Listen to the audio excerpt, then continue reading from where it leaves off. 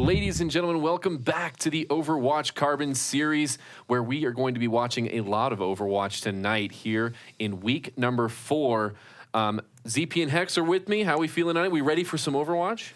Well, we better be, because there's going to be a lot of Overwatch tonight. We have 3 sets on the docket. Could be a long one this evening, but it's Overwatch. Of course we're ready. 3 sets, 3 best out of 5s, mind you. We could be here for a very long time, but you should definitely be interested because playoff implications are at stake for all the teams involved here tonight. So definitely should be exciting. Yeah, and it's an imbalance, honestly, for me of like, well, I've got a lot of games. Am I going to have the energy? Well, of course I'm going to have the energy because of all of the playoff contention on the line tonight. Every game actually potentially could impact playoff possibilities for some of these teams. But before we go into tonight's matches, let's take a look at some of the action we had yesterday. Earthshatter comes down, but Nez takes agilities out of the fight, but is going to be enough. The counter Earthshatter is in as Immortals takes down 3.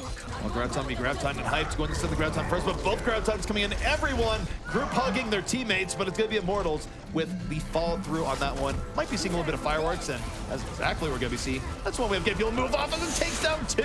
Nanoblade almost certainly on the menu, and this is what's going to happen to Agilities with the Nanoblade. Takes down Rafa immediately. An early hook in from Grim just to be the cherry on top. Will there be any stall? No. Immortals takes the series 3-1. Sell him as Azari, in my opinion. Jake's going to have Dragon Blade up. Oh my goodness! The 4K from Jesus out of nowhere. What in the world? Here comes the pulse bomb, perhaps. There it is. Strain gonna take down 2, but Mangachu taking down more. The tac visor cleaving through LG Evil. Jeez. Oh my goodness. Holding on to it. There the Dragon Blade is finally coming out. Takes down 1.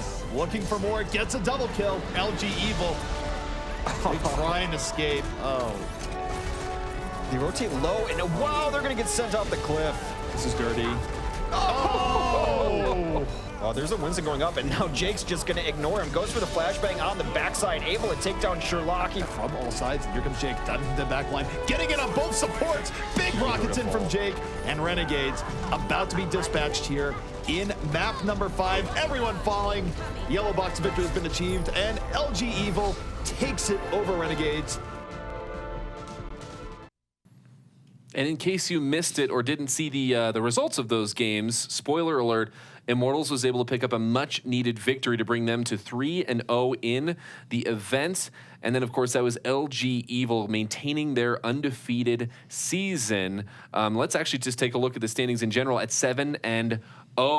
Renegades, they fought pretty hard, but they were not able to topple LG Evil in that one, but they are going to be taking up that second place spot, but they're 1 game closer to Complexity and Immortals as both of them are looking to get out of that 3rd, 4th place range. LG Loyal and Team Liquid, their backs are up against it. They both technically at this point can still make the playoffs, but it is a very, very rough road for them. But let's take a look at the matches for today because I want to just dive right in. We got a lot of matches. I don't want to spend too much time on the fluff. There's business to be had, and the business is Overwatch. So we've got LG Loyal facing off against LG Evil in an illuminated matchup here to start off our night. Complexity then will be facing off against Team Liquid. This is maybe Team Liquid's last chance of any hopes at the playoffs. And then Immortals versus Renegades will be the final matchup, as that's a rematch or a redo of a match that couldn't take place last week because Detroit had some issues. But let's go ahead and just take a look at our first matchup. It's going to be LG Loyal facing off against LG Evil. As we're going into this one, it was a fairly close match the first time around. I mean, as close as it can be for LG Evil. They've been very dominant. Hollywood was an incredibly close map, but it was picked up by LG Evil. Ilios was another close one, 3-2. Once again picked up by LG Evil. Anubis did go over to LG Loyal, but they weren't able to do very much on Dorado. What are we expecting coming into the rematch here?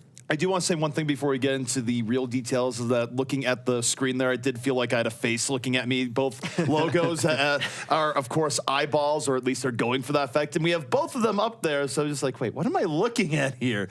But what we're expecting going into this, clearly LG Evil is the stronger of the two Luminosity branded teams. And I think LG Loyal is going going to have a very difficult time here tonight, especially with their recent roster reshuffling. LG Loyal is very confusing to look at because if you look at their map scores, they've done fairly well. They've won a lot of maps. They've played more than everyone else. They can't find a way to bring it towards a set victory, which is why they're sitting at 1-6. But we talk about Liquid playing everyone close. LG Loyal has done the same, and some unforced errors have cost them sets. We saw that earlier in the week. Yet, at the same time, despite being close, they're on a 6-game skid. And it's going to be very, very difficult to beat Evil at this point in time, as Evil's showing almost no weaknesses against anyone, except perhaps a game or two against Renegades. Well, yeah, and that's the thing is, LG Loyal, in week 1, they were able to pick up an upset victory against Immortals. And it was an Immortal squad that actually struggled a little bit in those early weeks as well. And when you compare the teams, like Team Liquid, who has looked strong in a lot of their matches, LG Loyal, rather, has looked very strong, but they've also been able to pick up a lot more maps. They just have not been able to pull those into best of 5s. Well, I mean, the thing about LG Loyal is you go back to week 1. We thought it was a sign of strength from LG Loyal that they were able to take down Immortals. We didn't think it was a sign of weakness on Mortals. Now that we have way more match data in front of us, we find out that, yes, it was weakness on Immortals' part more than strength coming out from LG Loyal, because LG Loyal has yet to win another full series since that very first week. So to say that they've had a rough time of it would be a severe understatement. And a lot of the teams have looked a little shaky in the early parts there. They're really the only team that hasn't is LG Evil, because even Renegades has shown some signs of weakness. And well, now they have 2 losses. They still have to play LG Evil once more. And then you've got teams like Complexity, who coming into this event were looking real shaky. And, you know, in the first couple of weeks still looked shaky, but they've actually been coming out very strong. I'm really curious to see how they play against Liquid in this next one.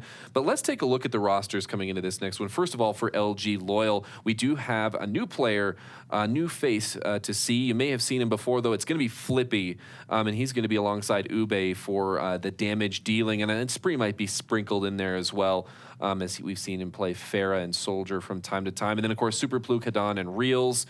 This will be the second week for Reels, as we were able to see him next week. So how do we feel about these 2 new players? Well, first of all, Flippy, how do we feel about him being in here? I'm excited to see Flippy. Of course, he is of old Melty fame. He put together a team at DreamHack. They went through the open qualifiers, which was Penta. He's a veteran presence on the team, an in-game leader. Of course, a TF2 veteran sniper, so we could see some Widowmaker play. I think if they're still trying to find pieces around which to build an identity, Flippy is a veteran of Overwatch, a veteran of many games. It's possible he could be a stabilizing influence, but we haven't seen him in 5 months. One thing I'm going to say here is that in Overwatch, with the rise of brand new talent, brand new players, that the word veteran is not always a good thing in evaluating where you stand. And Flippy, even back when he was involved in competition, more so than he was now, he was more of a guy on a team, not necessarily the worst piece, but certainly not a best breakout piece, because if he was that good, we would have been seeing him on teams much more actively over the last 5 months. Now, that's not to say you can't level up, because I would point to a player like Nico for Rogue, where he was also in kind of the same tier and clearly leveled up tremendously while out of the spotlight. So maybe the same has happened here for Flippy, but right now I kind of feel like this is probably not the immediate answer that LG Loyal needs, but I'm willing to reserve judgment until we see him in play. But that is that kind of the line of veteran European player who was a guy and levels up. Unfixed also comes to mind as those players who started out as just a little unsteady, they're okay, then all of a sudden, where did this guy come from? So it's going to be interesting to see where Flippy is at. And then going over to Reels, we saw him a little bit. It's hard to really judge someone who's primarily playing Lucio, but what did we see out of Luminosity as he was entering the squad that maybe we didn't see in the first couple of weeks?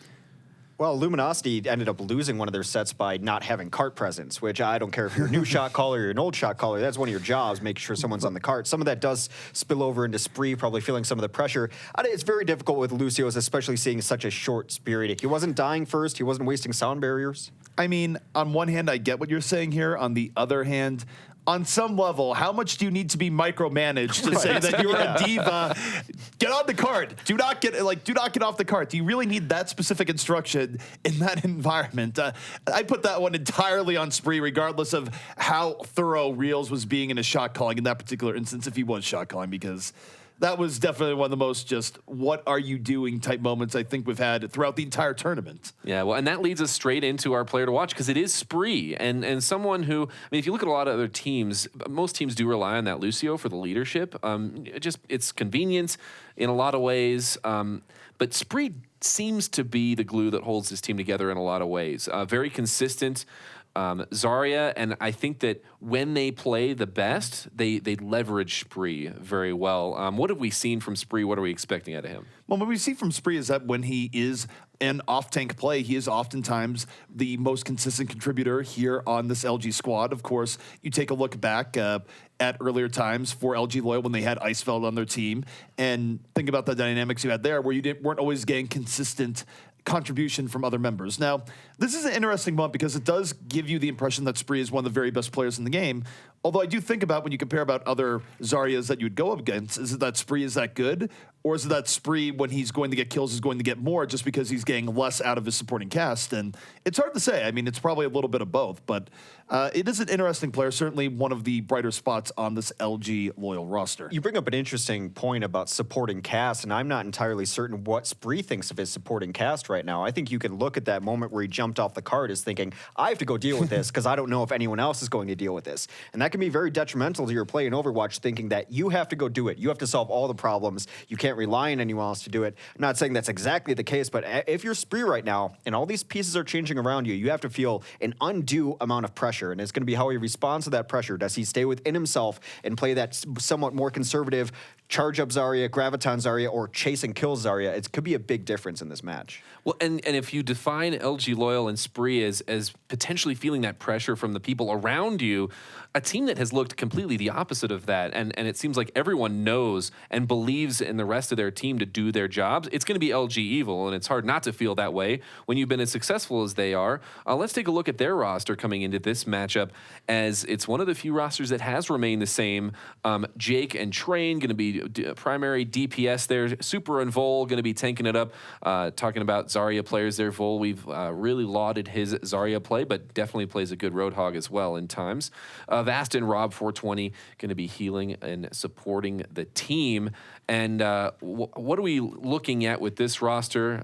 It's always hard to come up with stuff just based on how good they've been doing. But you have to, if you had to pinpoint a couple of players here to that could be the key to LG Loyal potentially finding victory, who is it? I'll stay on the train. I've been trying to give him as much credit as possible because I think divas get overlooked a lot, where it's difficult to see their defense matrix even when it's on screen. It's difficult to see the clutch plays that are being brought in. But one of the reasons Jake is a superstar, one of the reasons Jake lives through a lot of the engagements, is Train is simply up there blocking damage, and I think the diva can be absolutely viable in the meta, and Train's proven it. Well, for me, I will play to the crowd a little bit here and say Jake. Jake not only has been having incredible contribution for this LG Evil squad over the last few weeks, but hey, credit where credit is due. He's building up an incredible fan base. If you go back and look at the VODs, just look at the reaction from you guys, the crowd. People are big fans of Jake here, and it's always cool to see the developing stories where you go from new player, hey, this guy's pretty good, to suddenly he's building a fan base, and if LG Evil can keep up their level of performance, I think that Jake is going to be a name that you'll see around the scene for quite some time to come. Yeah, and taking a look at some of the videos, even just the one we saw before the cast, of, I mean, he jumping in on McCree and just like, where are you going? He's being so aggressive, and that is certainly not a bad way to get some fans because, I mean, my mouth was just open and my eyes were wide open yesterday at a couple of his plays, and I'm expecting no less today. And it's also been something where teams have had to figure out how to deal with it. And unlike, like you're talking about Mangachu, who has a pretty deep hero pool, but when you think about, well, how do you deal with Mangachu, it's usually Pharah that you're thinking of. But with Jake, there's multiple threats. It's his Genji or it's his Pharah, and he's pulled out a few other things as well. So what are we expecting from LG Loyal? Do you think they have an answer to what Jake and Train have been combining to do? I don't know. It's very difficult because LG Loyal was a team that even before this streak has identified them as being the 6-game set losers. We were confused on who was playing what, and now the rosters are changed up. Now the rosters are different. Maybe out of all the pieces they have, they can find an answer now, but it's hard for me to believe that they will when established teams who have established roles and established rosters still can't have an answer for Jake. So it's putting a lot of pressure on them. I don't know if there is a perfect answer for Jake. Maybe you start going a different route and saying, like, well, Jake's going to be Jake and we can't stop that. Let's try to shut down another aspect of LG Evil. I would say the bigger question for Loyal is that even if they did come up with the answer, if there was such a thing, would they actually be able to execute on that game plan over the course of an entire series? things? And frankly, when you look at their history, the answer to that right now would be no. So this is a case where it's really up to LG Loyal to come out and go, look, we've made roster changes, but we've gelled rather quickly, and now we can take on a team of the caliber of LG Evil, of course, a team in their same organization. But it's going to be very difficult because they're going through that roster swap. Meanwhile, LG Evil, I would say they've never looked stronger, but that's not entirely true. They did have some flaws last night, but they've still been very strong, and their undefeated record here so far certainly is testament to that. Yeah, and one thing I was just thinking about when we're talking about some of these other teams that have not looked as strong, and we talk about game tape, having game tape, and certainly at this point we have enough from Hammers and now on to LG Evil, enough game tape. Maybe these teams are going to start unlocking the locks of trying to get into that egg to crack. The only thing yeah, right. Are you putting locks on your eggs? Yeah, why are your eggs so well protected that they need locks? I have roommates, okay, and eggs are a precious commodity, okay? You don't know what goes on in my house. My goodness, man likes his omelets. I do. I had one this morning. But let's take a look at the player to watch. It is going to be Vol. So if we're talking about Zarya players, Spree, definitely one of the strongest players and definitely a very strong Zarya. And so now we're looking at Vol, and he's played a little bit of a different role coming in on Zarya. So if you had to compare the two, how does Vol fit into this roster versus Spree on his side? I think it's something we still kind of disagree about a little bit. I like Vol a little bit more than you do, and I understand where your dislikes are. I just like the style of play he has. He's utility Zarya early on, and then he wins fights he shouldn't win, which is not the position you want to be in Zarya at all, but I've seen him win 1v3s more than once. That it's impressive when he does turn it on, but he is probably inconsistent. Here's the thing about Vol. You go back to the very early weeks of the OCS, and really you could put him more on blast than you've been able to do over the last few weeks, where he would be Zarya and he wouldn't get an ultimate for 3-4 team fights. Yeah. In an era where Zaryas get Graviton up much quicker than that, that's not really super acceptable. But I do think he's been playing better over the last 2 weeks, and I also think that because the rest of the LG Evil squad is playing so well, that you now have the kind of problem where how can you shine as a Zarya when everyone else is doing so well? You're not going to get the 3-4 Ks that you see out of Spree, but that isn't necessarily because Vol is playing bad in some of these situations. It's that the rest of his team is playing so incredibly well that you don't need to have that level of Zarya performance. So it's a very tough line for me. I'm curious to see Vol's development as we go forward. Zarya is so contextual. You're absolutely right. How am I supposed to charge ultimate when everyone's dead? There's got to be a way, and I'm gonna crack that egg. Yeah. No, but taking a look at the maps, we do have our first map, and it is a repeat of what we saw these two teams play in their first map earlier in the season. It's going to be Hollywood, and it was a pretty close one. If you don't remember it, a few highlights would be that. Actually, LG Evil, Hammers at the time, was almost held on first on defense, and LG Loyal, they honestly exceeded all expectations in that regard. As soon as they took first, though, LG Evil was able to push through and get to third, put it into extra rounds, and find victory overall. But it honestly was a little bit of a glimmer of hope for LG Loyal amongst many glimmers of hope, yet with no actual results. It is one overarching way that you can perhaps slow down LG Evil or former Hammers. You never let them get going because they do start out slow sometimes in sets and in maps, and if you just don't give them any momentum, the problem is once they start swinging in that true Hammers fashion, they continue to swing. That is true, Hex, although I think one thing, too, when you take a look at that sort of situation, you also have the idea that I wouldn't attribute too much to one point. You're still talking about 4 minutes on defense. There have been points in Overwatch where you have a team that is way lower than the other team that just has several good team fights in a row, and thus they do come close to getting that first point hold, or they do get it. There is a bit of variance that comes into play there, so it is an interesting stat, especially if you could chain them together, but given that the rest of the map fell apart in short order, I do wonder if that was just more good variance going in LG Loyal's way rather than them truly just playing out of their minds for that particular map. Well, you know what? Only time will tell. Esports fans, strap on your energy drinks because we've got 3 best-of-5s starting right now as we go into Hollywood for LG Loyal versus LG Evil. And we haven't talked too much about it, but I just wanted to prepare you guys if you hadn't mentally prepared. But you're going to have to do this super Pluke name juggling. That's right. As I hear the sighs. Sorry, Super Pluke, you are being cut in half. You will just be Pluke from here on out. I don't make the rules. Well, technically I do when it comes to casting. You're just Pluke now, although I think you're super. Sniper. How about Fantastic Pluke? Let's get a name change somewhere in there. Just Blizzard? a different modifier Yeah. that's saying the same thing, but is different. But here we are back on shiny, sunny Hollywood. And Hex, let me tell you that this game brought to you by the esports organization Luminosity, because we're going to drop the LG for the rest of the series. It was just Evil versus Loyal. And I got to tell you, the trope might be that Evil does win at the end of the day. Evil does seem to prevail most of the time. You feed it, it only gets stronger. You shoot at it, it only gets bigger. We'll see how it goes, but also, you know, part of it has to be a little bit of a mental aspect for this LG Loyal team. They were the first LG team, and now they're really falling off. LG Evil's gotten so much better. I mean, I don't know how deep sister teams go. I have siblings. I know what that rivalry's like. They were the main LG team for a while. Technically, go far enough back, of course, is the old NRG team. That's true. Into LG, but they left on their own volition. That wasn't a case where LG just said, by the way, here's your sibling team. It's no. We think Shaq has tweeted at us, and we want to be part of them. I remember that tweet. Okay, well, regardless here, Evil will be on the defensive first. Loyal will play the offense. Interesting stuff that we have out. Avast, normally a Lucio player, will be playing the Torb for this defense.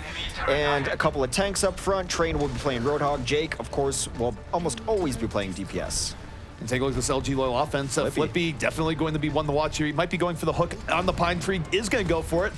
I'm not going to get it. And by pine tree, I mean palm tree. We have pine trees up in Minnesota, but no palm trees. Yeah, it's a northern palm. So Flippy of that TF2 sniper fame is going to be reprising his role on the Widowmaker, trying to get some. This is the furthest we usually see a Widowmaker go in. They're definitely banking on this getting some good value. Well, Flippy is looking for it right now, and the rest of LG Loyal being very tentative on how far they go in. You do see a little bit of aggression coming in from Pluke, but even Pluke not wanting to go into the cafe. Meanwhile, Evil just sort of taunting them, saying, look, you guys are going to have to move into us. And as they do, Vol is able to take down Spree with the aid of the rest of his team there, but down goes Rob 420. A nice pickoff from Flippy, but his team's starting to bleed out players here, so even with the pickoff, it's probably not going to be enough. Took him pretty long to engage there. Now Flippy's going to have to give his life up so that they can just reset. He did get a very high value target there. You just wonder how impactful a Widow will be against this kind of setup. It can be good against Torbs who are more freelance style, but this Torb is going to be right behind his Rhine shield for the most part, so going to be very difficult for him to get anything done. And also Spree's been the one targeting the turret, so they don't really need that help. Just as I see that if Flippy comes in on the Tracer instead, I think it's a good switch. Going to make the most of this time. And Train takes down Ube. That's secondary fire. Just takes him down immediately. Gets the hook fall through, and Train running through Loyal like a... Oh, my goodness. Well, that is going to be another hold for Loyal. Or for Evil, excuse me, as Loyal has come in. They've made some trades here and there, but it has not been enough to get the overwhelming push they need. Avast is going to move this turret just a little bit. He's tired of Spree knocking it down for free. Jake's going to come over the other side, make sure no one's flanking on there while they get set up. We really need to see a big play out of Ube here. You could probably use a sound barrier with it as well. Well, he will have the Dragon Blade, but he doesn't have much to go with it, and it's going to be going into a Molten Core, so this isn't really the greatest situation, but they're going to sound barrier, move right in. Rob 420 goes down, and here comes Ube, trying to make things happen. Molten Core is out, but he's not in range of instead trying to slice through Torbjorn's armor, and does just that. Won't be enough, though. Train counterfiring here with the Whole Hog. Still a pretty good opening here from LG Loyal as they move in. Super, though, bringing it right back, so it's a tank play of Evil that's holding strong here, despite the opening that Loyal had. I don't necessarily agree with the Torb play there. Why don't you fight in front of your turret, get a little help from your robot buddy that you built? So regardless, it did not hurt them that much. Avast with the, of course, health boost because of that Molten Core was able to get up to 600 HP. Rob takes down Spree very early here. That's going to nerf this push. A little poke happening from Hadan as they try to negotiate their next in. The next in probably going to be Transcendence, have to get Barrage value. Well, this is where they're down to a minute left. If they burn the Transcendence and Barrage here and get nothing, that could very well be it. They're not going to have many other good opportunities. So for Loyal, this is already do or die, and it just feels like we just began here in Hollywood. So Loyal moving in. They're going to Transcend early on. They're trying to get an early pick off, and the Barrage comes in right after, taking down 2, opening the gates here for Flippy to get some space in the back. 3-1 in favor of Loyal in this early push, and it does look like this opening here, fueled by Transcendence, will be successful. Train is still working, but this time he's very, very outnumbered. Jake on the miracle flank, though, trying to bring it back. He does take down Hedan to start it off. He's going to put some pressure back on this point as his tanks come back in. That got far more than it should have, and suddenly they're reinforcing. So even with the opening they had with Transcendence and Barrage, it's still not enough. And this isn't teleport shenanigans. This is just they weren't able to finish off Jake, who snuck to the backline. Takes down Spree again, and now full reinforcements coming in here from Evil. This is very unfortunate for LG Loyal to get a 3-1 setup early on, to invest all that, and then not be able to finish out the rest, get caught off guard by the flanking tack visor. Yikes. That is not how you want to begin a day. It's not surprising, though. That's kind of been Loyal's MO throughout the entirety of this tournament. Not finishing fights, not finishing maps, not finishing sets. They get so close, which is why they can be a frustrating team to watch. But their biggest problem is that they let fights go on too long. They don't go for the jugular, and sometimes that's okay on defense to stall out a fight, but their offense has really suffered for it. Well, the bigger thing I'd wonder there, too, is that just in internal decision-making, you're going in and you've killed 3. At some point, where's someone being the voice of sanity saying, we don't see Jake? Where's Jake? He's a soldier. He hasn't said, I have you in my sights any time in recent history. Yeah. So who is making that call to say we should be looking out for this? Because they had more than enough people alive to go back, look for Jake, and take him out. But instead, Jake turned the corner, had enormous amounts of space, and they just were caught completely off guard. Yeah, perhaps not really a full understanding of the game. We will have a pause here briefly as the LG Evil healer extraordinaire, Rob420, has crashed. Well, come on. What's the big deal? Like, can't they just play without him? Probably. I mean, they could. That would be... They could. They've solo healed before. They're used to it. Now, usually it's Rob, though, the solo healing, right? That's the problem. We'll see if Avast can take up that mantle. You know, I mean, Lucio's easy, right? You just turn on the heals and you just run around, right? Like that's. Well, that's how I play Lucio. That's why I'm in gold. No. Anyway, but yeah, there's I mean, some memes about that. Yeah, there's definitely going to be some memes about that. But looking at that first round, definitely different than even the first time that they played. Pretty one-sided. Let's just break it down a little bit. Hadan playing Zenyatta. Did we like that pickup? I think it's fine. I won't really fault Hadan for whatever he wants to play. I think he's a great Zen. He's a great Ana, one of the two. But you have to capitalize on it. You have to run a stronger dive. You have to be more aggressive. It seemed like they were kind of tiptoeing around too much for running a Zen. Well, I mean, really, the main problem when you take a look at that is that you look at LG Loyal and how they're approaching fights. They weren't able to win anything on pure mechanics. They had to expend ultimates to actually get through. And then even when they use that, they're still not able to convert the fight fully. They let Jake catch them completely off guard when really that should have been their fight. So it's just sloppiness all across the board here from LG Loyal, and I'm not sure their problems are really getting any better. Underwhelming. We'll kick it off with underwhelming. However, on the attacking side of things, well, LG Evil, normally I'd say definitely not locked in yet, but they have a healer. That's really, well, all they usually run, and then they could run anything else beyond that. Unfortunately, though, no Hanzo, no Widow. They're going to switch off some of those a little more interesting picks. On the other side of things, looks like a pretty classic 2.5-2, which Roadhog being a DPS tank hybrid. That'll be Ube. I think it's good to see Ube on the Roadhog.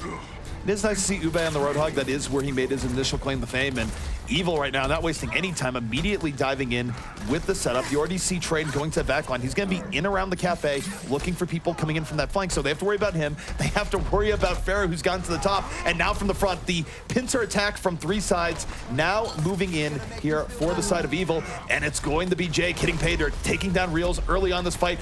Great value off these rockets. Taking 3 people at a time is going to fall, though, however. So we'll see if Loyal can withstand. But that was looking very good for Evil to start things out. And Train, still next factor here moving around. Even if they start trading out, this is very good as Respawn starts coming in. Flippy just barely got out of there alive. Not anymore, says Train, as he's going to eliminate the sleeping Soldier 76 on the ground. As you mentioned, Train's still in here. Got a Pulse Bomb up. Gonna throw it on a Zarya shield. Does not expire in time to be able to get that kill. Boosted Tracer. Why not? She's unstoppable. That's what she says, and we'll see if Train can live up to that. Certainly causing a bit of chaos in the back as all of LG Evil has respawned. They're back here on the point, and Loyal now starting to bleed out member after member. Justice reigns from your local cafe. Some explosive coffee being served up by Jake, but it takes down 2, and now LG Evil in a great position here to take this point and take the game. Definitely one of the quicker Hollywood matches we have seen.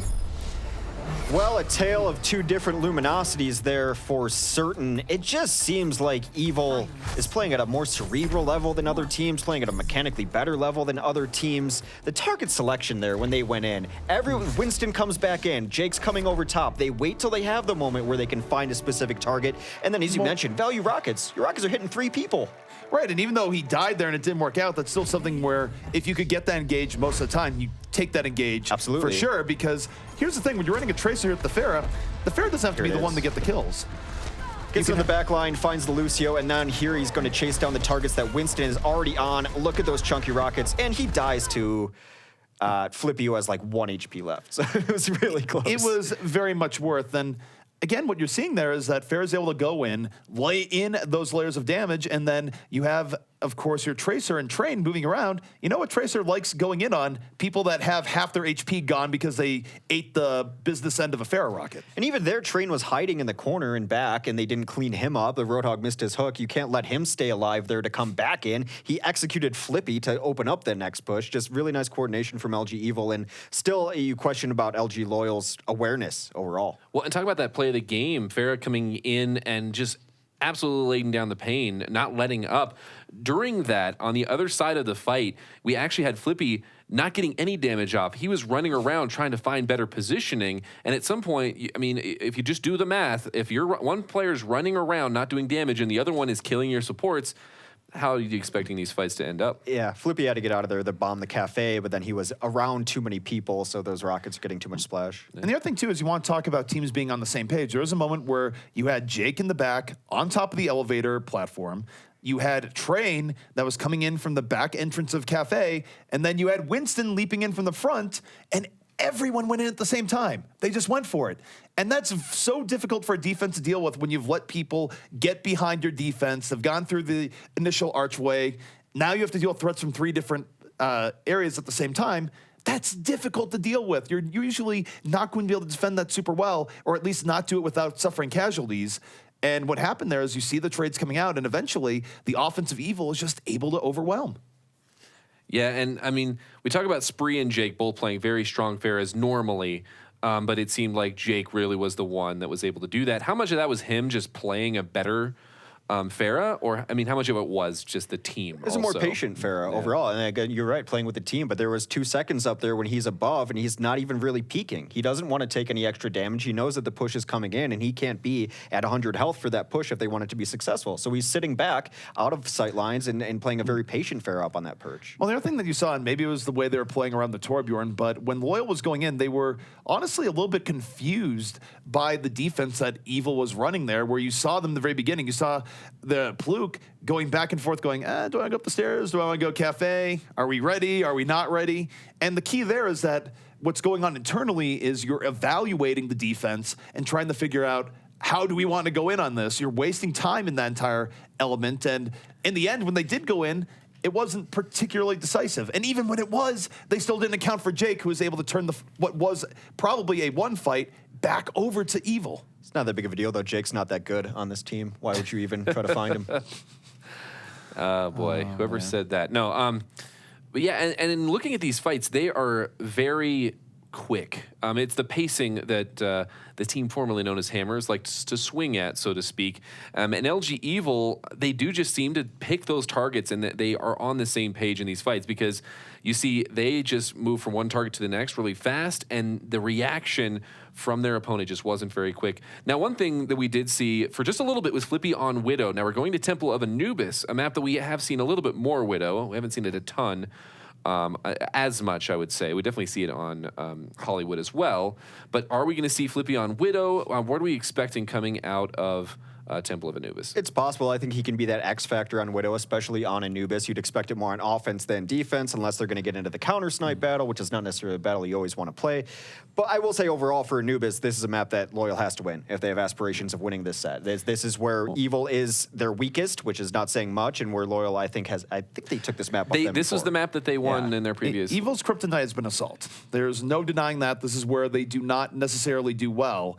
And to your other question you're asking there, Flippy, I do think we're going to be seeing Flippy on Widow at the very least. Many teams are mixing Widow in more liberally, especially on point A attack. we'll see if it works out here. I mean, if nothing else about Evil, they're a very adaptable team, and they seem to level up from week to week. So if they didn't fix their assault problems at some point, I'd be surprised. I just don't know if today is going to be the day that they really have a dominant performance on assault. Well, we'll have to see, but either way you slice it, LG Loyal, they're really looking to pick up victory here in repeating their performance last time around. Well, LG Evil, they want to get in and out. They want to make this a quick 3-0, and one more map would send them that direction. Take it away, gents, here on Temple of Anubis. Well, we are here on Temple of Anubis, and even though it's only map number 2, things already feel rather dire here for LG Loyal.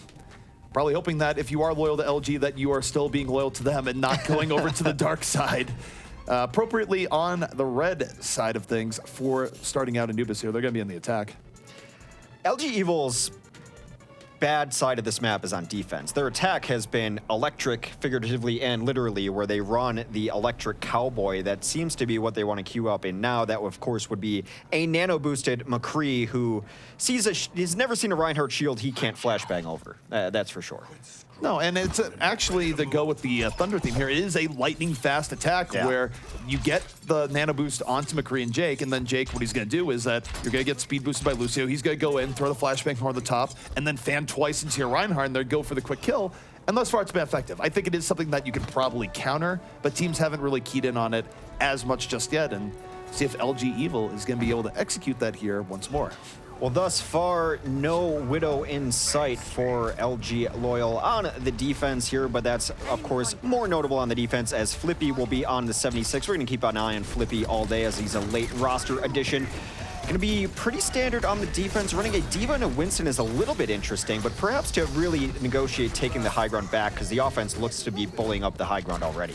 Loyal did not contest that particularly well. They let Evil just get right up there, and now they're going to have to pay the price, and that Evil has gone through. Everyone's at good HP. They're not pressured. All cooldowns up. And Jake right now just looking for his first victim, but instead it's going to be Spree fighting him instead. Diva in his face, able to split him off from his support, and it works out. 2 kills here from LG Loyal, so despite LG Evil piercing through pretty effectively, they're not able to make too much of it here just yet. I think it's really smart to run the Diva just to make Jake's life uncomfortable. We've seen it work on several hard carry DPS before, most notably in this tournament. Grim gets the Diva treatment more often than not, but it has a way to answer a strong hit scan hero like McCree. No mobility once you get on him. If his team's not there to protect him, that's a free kill. What is very much of importance, so going to this next fight here, Ube already has Dragon Blade up, and Evil, of course, are known for not wasting much time in between fights. They're already back in here for the next time. Then Hedan goes down, gets caught by Super, and that's very, very bad here for Loyal. They're not going to have that healing power. They're going to have to burn some resources to bring this back, and they do take down Super, but Jake on the fluke. Ube, the time he used Dragon Blade was probably a moment ago. We'll see if he uses it now, but needs to find a moment and almost gets hooked and killed there. Well, Spree's he does get killed by Jake right after. Spree's doing a lot of damage on the Diva, but now Desuited gets de-brained by Jake as he will take down that suitless Diva. Coming in back now, Hidan and Flippy trying to pull this back. They did use some ultimates. Pluke is going to get on here to at least try to stall it out. He gets naded, but here comes a Primal Rage. Already down to hell. Oh my god, that's a melting Primal. Did he prop it? He did use Primal Rage. He was at 1,000 HP. He just got completely melted between Roadhog and McCree. It was just gone. We do have, of course, LG Loyal still trying to stream back onto this point, looking for the miracle retake, but that is easier said than done, though. Has been done over the course of the tournament, but all kills going the way of LG Evil here. They're not able to get it. Tracer would be their one hope, and Flippy instead going to taste Roadhog's hook instead. Full picking up many kills there before it's all said and done, and yeah, I was going to say here, if there was a big problem, Ube didn't even get to use the Dragon Blade. Yeah, it's unfortunate because now he's off that hero. Sorry for the brain spasm there. I've never seen 1,000 HP go that quickly. That was insane. He wasn't able to jump away in time. I could not believe how quickly it melted. Anubis has been all sorts of treats and all sorts of confusing for us the last couple of days. What is not confusing is Ube off of the Genji with no Dragon Blade drawn, now going to be on the Mei. Traditionally a very good defensive hero in this situation, but one of the biggest things you want to run a Mei for is her Blizzard, far away from that. Certainly not going to have Blizzard up for this next fight, and we'll see if this is effective here coming from the defense of LG Loyal. I mean, Mei, when played right, can delay things out quite a bit, but Evil certainly going to have an opportunity here. Even though they don't have much in way of ults, they will get a late nano boost in this fight. And grab Hedan again! They get priority number 1. The Ana already out of the fight, but Spree and Flippy taking the fight right back. 3 kills after that early pickoff, and Jake not with much left to work with after that. No, not at all. For a nice opening kill, but it is time to run away and get shot in the back if you're Train. Avast also goes down in that fight, so a pretty strong first hold there for LG Loyal, which is good, considering that Ube is still only at 60% on his Blizzard. Well, we do see both teams regrouping here once more. LG Loyal going a little bit far up for my taste, but they're going to back that up immediately. Again, Evil, unlike other teams, they don't really have much of a period where they're just saying they're thinking. They go in regardless of the situation, so they're only going to have a nano boost for this if they really try and go in and bait stuff out. We'll see if they decide to hold it instead. And of course, as I say that, this is one time that Evil is taking more of their time.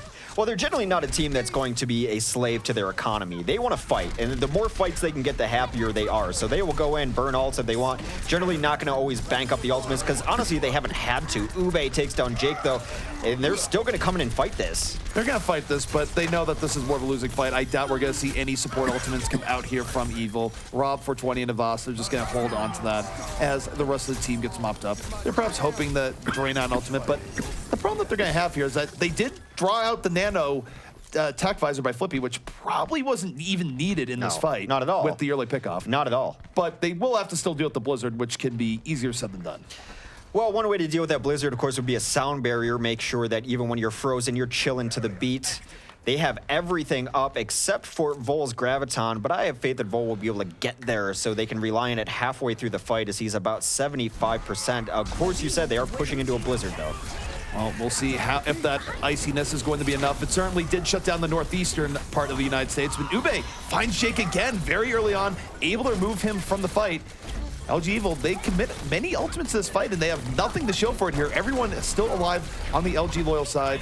Super is able to take down Reels, and look, just as I say that, Super going off, getting 2 kills here on Winston. I'm not sure if it's going to be enough. There's still plenty of people up here for LG Loyal. Oh, no! Super not done yet.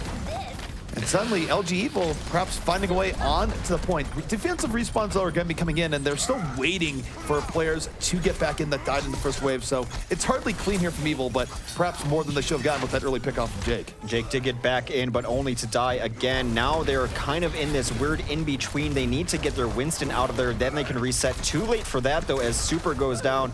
Vol will go down as well, but he's going to have his grab for the next fight. I feel like they're leading with Jake almost a little too early, expecting too much out of him. He went in with the boost, and it seemed like he was all alone on that point for a very long time. Jake got neutralized way too early there, and you think about what Super was able to do as the fight broke down. Imagine if Jake was able to get away and wasn't taken down that early. That probably would have been capped for LG Evil. Now they're going up against another attack visor. Blizzard, of course, is up. This is going to be very difficult for them. Not impossible, but it's going to require Vol to really get a strong Graviton here. Well, they're going to go into the right angle here. Very likely to try to jump over the bridge and get it on there, but they should see this coming. They haven't seen a grab in quite a bit. Not going to group up. They only grab 2 in it. Important 2 if they can kill him, though. They grab 2, they force out the sound barrier, and they force out the Blizzard, and no one has died here yet. They're able to remove themselves from the Blizzard, like getting out of the northeast. Nice. 2 kills now for LG Evil. They lose Jake again early on, but this is still very much winnable here if they can turn it around. But with Flippy taking down Super, going less likely, LG Loyal able to mop up the remaining members here of LG Evil. So fight not quite going in Evil's way. And I gotta say right now, if there's been a factor that's been underperforming, it's been Jake. He has had an awful time getting through here on point B, and maybe it's LG Loyal focusing him, but it's still something that they need to switch something up, but it's now under a minute. Well, some credit to Flippy, too. Even though he didn't need to use his tack visor, perhaps one time when he called him out on it, he did some nice, just basic cleanup with primary. And yet again, Jake goes down first. Absolutely unnecessary. Icicles are dangerous, watching from afar. And now they're going to lose Train as well. This does not look like... Well, you know what? This does look like Evil on Assault, anyway. This is the LG Evil we've come to expect on Assault, although this has been a particularly rough game here for Jake, at least on the attacking end. They will get one more attempt at this, and the pressure once more is going to be on Jake, where Jake is going to be looking for this... this could be a throw. Why are you doing this? They can still get on the point. I mean, maybe it works out, but this is such a risk. They already lose heat, and here comes Jake, 3 HP. Well, he got it! He does! Jake, able to live with hardly HP. Also, Loyal, why are you even out there? What are you doing? It's not the first time we've seen a team try to get over aggressive and defend over there. Oh, everything we've done so far has worked really, really well. Let's change it all up for the last fight. Yeah. This shouldn't even be a thing right now. They gifted that to Evil. Jake couldn't get through and you give him that on a silver platter. LG Evil still in and around this point. Many players up, still able to do this. You have the Earthshock coming down there, but it's not nearly enough to finish it out here just yet. 2 kills from the defense, struggling to get back in. Eden under pressure, going to fall. It's 1 tick here for the side of LG Evil, and with Flippy coming back in, there's still very much a possibility to turn this back, but as I say that, he's gonna go down. 2 ticks here for LG Evil. Loyal, how have you done this? They are on the verge of losing this round on Anubis. Jake, finishing Dragon Blade on the way, takes down 1, makes it a double. Do we have 3? Is looking for Sombra. Not gonna finish her off just yet, but it's very desperate delay out here, Hex, and Evil looking like they got this. I'm still at a loss for words. They could still bring this back. A couple of stalls come out there as Flippy gets on the point. There's a self-destruct from Spree going on. That will buy them some time. There's been no kills. A nice sound barrier, though. That could be a turning point they need. Well, the Earthshatter is going to come in from Super, going to knock down 1, but that 1 gives him the Reinhardt kill as Jake is still going off here with Super. The kill feed filling up for Evil, and Evil, at the last moment, going to take the point. The assist for Evil taking the point goes to LG Loyal for completely forgetting how to defend on Anubis at the last moment, because that is unacceptable. I can't believe you've done this, is all that's going through my head. Why? Why? Why? There is charity? I really... Oh, what was that? It wasn't... they weren't content just winning in their base. They wanted to activate hard mode. Achievement not unlocked, by the way. Achievement blocked, achievement deleted, something, whatever. They had held so well and decisively. And as you mentioned, the problem was Jake could not get any room going in there. He was unable to initiate at all as Genji had been poked down from a distance several times, ate an icicle to the dome, had nothing going. Then they roll out the red carpet for him. They say, go right ahead, Sir Jake. Go ahead to the point. You're also running a Mei. You know where Mei does good work in tight corridors as people are coming in to your tiny last choke point. Instead, you're just, you know what? Why don't we just fight this out in the open where you lose Hedan very early to a pickoff and they just charge on to the point. I mean, the only upside here for LG Loyal, if there is an upside, is that now I don't even want to talk about Spree leaving the payload on Hollywood, because that was a solo effort, which was impressive. This was full just... It takes a team effort to throw like that. It takes a real team effort. Oh my goodness. All right, I'm gonna pretend that didn't happen because I need to move on with my life. And I have enough issues of my own to internalize, so let's just pretend that didn't happen. LG Loyal still has a chance on this map. Of course, it is not over. That was their defense that was looking like it was going to be a 1-point defense, only surrendering 1. However, it's now at 2, so they have to capture both points if they want to extend the map. Well, we'll see if LG Loyal can bring momentum back in their favor. Flippy going to be looking for these early pickoffs on Widow. So as we thought, Flippy going to be using Widow at least for point A.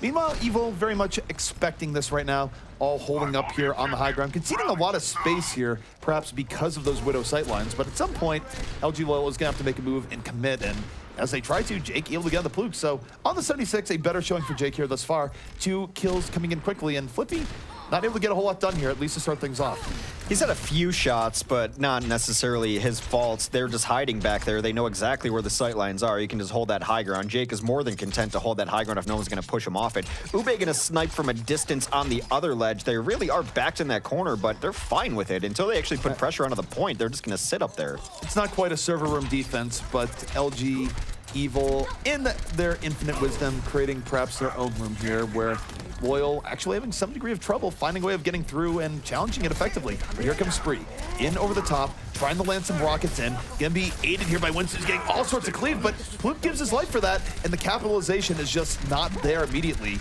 And Evil going to be there for the immediate punch, although Spree does find Jake, so maybe they can still turn this around. They needed that one at least to try to equalize things. Spree's going to get damage boosted. He's looking for a little more targets, although Ube does go down. He will be able to reinforce faster than Jake perhaps, but Sprint is a good option.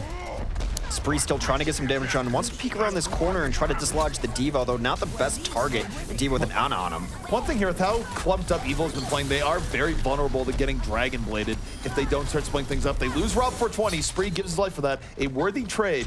And now Ube, what is he going to open up here with the Dragon Blade? He's under a lot of pressure, already getting poked down the half. Not really able to find an immediate target, but takes down Jake. And slowly but surely, Loyal is starting to win the poke war here. They might not even have to invest much ult-wise to take this. Now, Self-Destruct will come down and grab absolutely no one except push them off the point for a moment. Pluke does come in and takes down his namesake in Super on the other end of things. It has been all LG Loyal on this push. Vol will get a kill to try to bring it back. Gets a barrage for good measure. The Sound Barrier has come off for LG Evil as they are not willing to give this up just yet. No, they're not giving up just yet, but they are on the losing end of this fight. The Resurrection coming in here from LG Loyal just to really solidify this in a little bit more, and can't really see Evil coming back here, barring an enormous play. I mean, Super has a nose shatter. He could look for it here, but I do think it's more likely saves things for the main point. That's why I swing the hammer around totally wildly here. So Loyal going to take this point. Doesn't take them too long, but as we know in Anubis, taking point B, never a guarantee. Point A is something you can almost bank on if you have 4 minutes on your clock to be able to push in there. They will get an additional 4 on their clock. So 5 minutes left to push this last point. Spree is going to stay on the fair, and he's getting some good damage in here, and it's just a matter of getting the follow-up. It's going to be much more difficult to get the follow-up in there, especially, well, I mean, they're going to have to call it to Flippy and Ube. One interesting thing here is that trade is not going on to the Sombra, so there's no Sombra switch up this time around. Here comes LG Loyal. Sound Barrier in progress. Dragon Blade out here from Ube, looking for quick kills, and they get those quick kills. 2, 3 to start things out here for LG Loyal. Vol in the back, trying to bring it back around with the whole hog. Only picks up 1 before dying in turn. And Evil putting all their eggs in the nano-boosted Diva basket here. And they take down Hedan, so they don't have to worry about a res. Maybe they can bring this back around, but it's certainly not a good start to a defense here. Well, they will clear some space as Super gets back out here. Jake takes down Pluck on the other end of things, so that is the Winston down.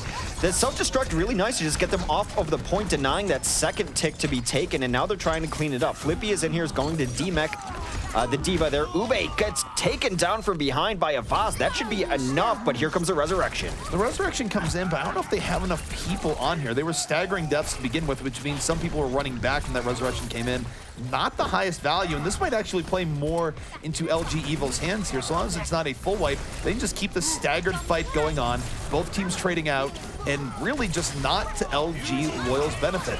Here comes Dragon Blade coming out here from Ube once more. Looking for some early pickoffs. Will get on the Rob 420 in the back, but his team also bleeding in the back line while this goes on. Train picks up 2. And this long fight, very much in favor of LG Evil. Well, LG Loyal has been in long fights many times, and they simply don't have the throughput to be able to close out this last point. Rob did die because he didn't get that sound barrier to that last Dragon Blade, but this is now the defense in full hold position. Only gave up 1 tick during that assault. Will have some ults to work with, as Vol will have Visor, Earthshatter up. Offensively, though, away from any of those giant impactful ults. No Graviton, no Nano Boost at the ready. They could push in with Sound Barrier, but that never feels great. Well, they're going to go for it. They drop the Sound Barrier, and they're going to hope that Flippy can drop the boom. Drops the ball on the back and does connect. Down goes Vol early on in this fight. 5v5, though. Ube going to fall pretty early on. Of course, it is Super running around, Nano boosted. That's one way of clearing out a lot of space on a point. Jake's got to be careful, does get out there with his life. They have not given up the second tick. Again, it's been Train in the kill feed most of the time, getting a lot of damage done on his Diva. Now the chase is on. They do not want to let any survivors out of here if they can help it. They will not get the Ana just yet. Well, maybe I spoke too soon. Hedan, I don't know if that's the Ana I want to duel with. Jake, though, has a better tracer than I. Takes that duel, takes down Hedan. That's going to slow down the next push. Hedan actually has been having a rough series here so far, although it's hard to tell how much of that... He's getting focused. Yeah, I was going to say how much of that is Hedan and how much of that is Evil just really prioritizing Hedan, because even within the competitive community, he has a fearsome reputation as an auto player. Well, here comes one of the next best pushes they have. Pulse Bomb and Dragon Blade will be up. They will very likely wait for Nano to combo with this, as Hedan is very close to it. This is the push they need. After this, they will have more opportunities, but they will not have the ultimates that they have right now. Best opportunity here for Loyal. Here comes Ube. Nano Boost is out. Brings out the blade. Looking for it. And no, is it able to avoid the Earth Shatter? But while it goes on, Jake takes down 2 at the Pulse Bomb. Ube is not able to make the most out of that. And LG Evil going to be throwing Loyal back off the point. You got to get more from your Nano Blade if you want to take this point. Very concerned with dodging the Earthshatter, which he did, but not enough damage through there. And as you mentioned, Jake hit that Pulse Bomb, and look at all the damage he's doing. Jake already at 62%. Pulse Bomb charges fast, but that is a little bit ridiculous. It's big contribution coming in here for Jake. And now, time for LG Loyal. They had plenty of time to start things out, but they're going to be down to their final minute. Oh, Jake, perhaps why? their final push. Why are teams changing on the last push here? Jake has been playing such a great Tracer, and he's going to go to Sombra for style points, I guess. I don't know. Whatever. Go ahead. It doesn't make a lot of sense because he's not going to have EMP for this last push. Here comes Soundbear in from Loyal. And the Graviton wouldn't come out. And I think it was Eden. No, it wasn't. The Graviton is in the backline, just barely off the camera, and sets up for 3 kills with the Big Bang. So 4 unanswered kills here by LG Loyal. Jake is still up and around, although the Sombra, I gotta say, not convinced. Finishing Dragon Blade out here by Ube. And that is going to be LG Loyal able to complete. I'm not gonna say that Jake going the Sombra was anywhere Smart, near a good choice, intelligent, the right thing. What are you not gonna say? Because it's all of those. Well, I was gonna say it's a one person on LG Evil pulling an LG Loyal as opposed to the entire team. What was that though? Both times, our defense has been working really, really well, and it's down to the last push here. Let's change it up. I think for Jake, maybe he misjudged and thought there'd be 2 pushes and wanted to build an EMP for the very final push. The problem is there's just not enough time left. Like, I would have enjoyed the Sombra switch up if it was 2 minutes left, maybe. It reminds me, and not to go too deep in sports analogies, but when teams have been winning on defense the entire game, then they go prevent defense and they start getting scored on. They're like, why are you changing up what's worked for you the entire game on last pushes? That's both sides. Jake had been doing tons of work on the Tracer, a ton, getting Pulse Bomb up once every fight for sure, maybe twice. And then he switches to the Sombra at the very last fight. Sombra, who's a hero who only gets better with time, with scaling. I don't get it. It's also funny because you were just getting done complimenting Jake for all the crazy work that he was doing, and then it's like, wait, what? Sombra, what have you done? You've pulled out the rug for me. Now, the important thing to note here is that because LG Loyal wasn't able to complete with 1 minute and 1 second left, LG Evil does get 1 minute here to try and take first and see where things can go. At this point, I'm rooting for a draw so I can forget this map ever happened. I don't, this has been weird. It's been an odd map to kick off our second map of the day. Regardless here, it is 1 minute, so one good push for the LG Evil attack. Super Fluke in the Miro spot, jumping down, getting a lot of that cleave damage going, as they will rotate up top and not lose anyone in the process. I don't like how much space Loyal is giving here early on to let Evil set up their perfect attack, regardless of how they want to set up. And even if they work to defend this, it's not the greatest way. You can't give up that much space for free. But Ube does get to the back line. They focus down Jake pretty heavily from both ends. 2 kills now from the Loyal side, so they're able to deal with this, high ground or not, coming in from Evil. Yeah, it can be very difficult for Evil to have a nice push next time, especially if they de-mech this D.Va on the way out. Seems like they're going in for it. They will de-mech train. I think they're content with just leaving her out of her mech. Yeah. Because now, 3 seconds left, can LG Evil even touch a point? They have to get on there, they're working for it, and they do, it's full! He stuck to the back, he took down Reels, and now the early pickoff, is it gonna be enough? He gave up his life for it. Ube, finishing Dragon Blade, to the back, has 1, picks up 2, and that should be enough for Loyal to get the hold here, which does put them in victory position if they're able to capture point A on the attack of their own. Very possible that we will not end in a draw. That D.Va desuited. Someone's a next level strategy. It's just like a free dash reset, almost. You know you're gonna kill her with Dragon Blade, get another free dash, go through. So it's a nice staggering there from LG Loyal on their defense here. They have a chance to win Temple of Anubis upcoming. They'll have 1 minute on the clock of their own to be able to push, 1:31 to be precise. Well, Loyal is probably hoping for one of 2 things at this point. They're either hoping that they win the map and thus they can fully try and absolve themselves of what happened on their defense to begin with. I'll forget about it. I'm more than happy to vanish that You're already memory. looking into techniques for amnesia. That much is clear. They're either looking for that or, at the very least, since their worst case scenario here is a draw until tiebreaker, technically, if LG Evil were to win the next few maps, they could go, well, Anubis didn't matter anyways, which is true. It's still a pretty ugly way that they ended their defense. Well, it is not going to be defense for them at this time around. We'll see what they want to throw into this attack. I would like to see Flippy on the Widow.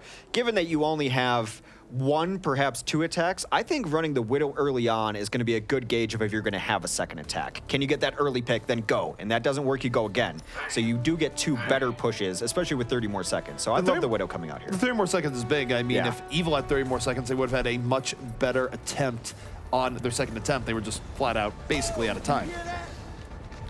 Well, we'll see what Flippy can get done. They're also running a combo in the skies. That is Hedan and Spree, who will be the pharmacy going up there. They know this is coming, though, so the sight lines will push them back into the corner. That's going to allow Spree to go in, but he's going to have to try to get rocket damage done through the Diva Shield. Now they're forced to the low ground. This is where Flippy needs to shine.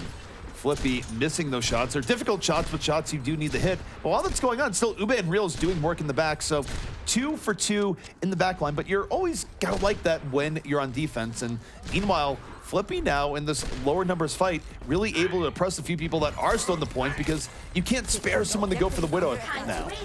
No, not at all. I actually wouldn't have hated to see him reposition himself and get a little more aggressive on this, but that ever-present Widow in the background is really keeping things open for Spree up top, trying to land those damage-boosted rockets in while they do find a target with their Winston and jump on that. So far, rather bloodless. Ube and Spree combined for 2. They get 2, and this is all but wrapped up here at this point. Evil just not gonna have the personnel to really bring this back. Train certainly trying to, but far too outnumbered here. Flippy going to be the one to take him out as he goes to Mech. And one last wheel up here, Rob 420. Sorry, Ana might be very strong, but not quite that strong. Relatively quick take here for LG Loyal, and they get to erase part of their mistake on their defense. Don't know what you're talking about. Absolutely standard Anubis map where nothing of note happened on either defense. Both standard defenses. Congrats to LG Loyal for being able to pull it off. No mistakes, a very clean and perfect game on both sides, ZP.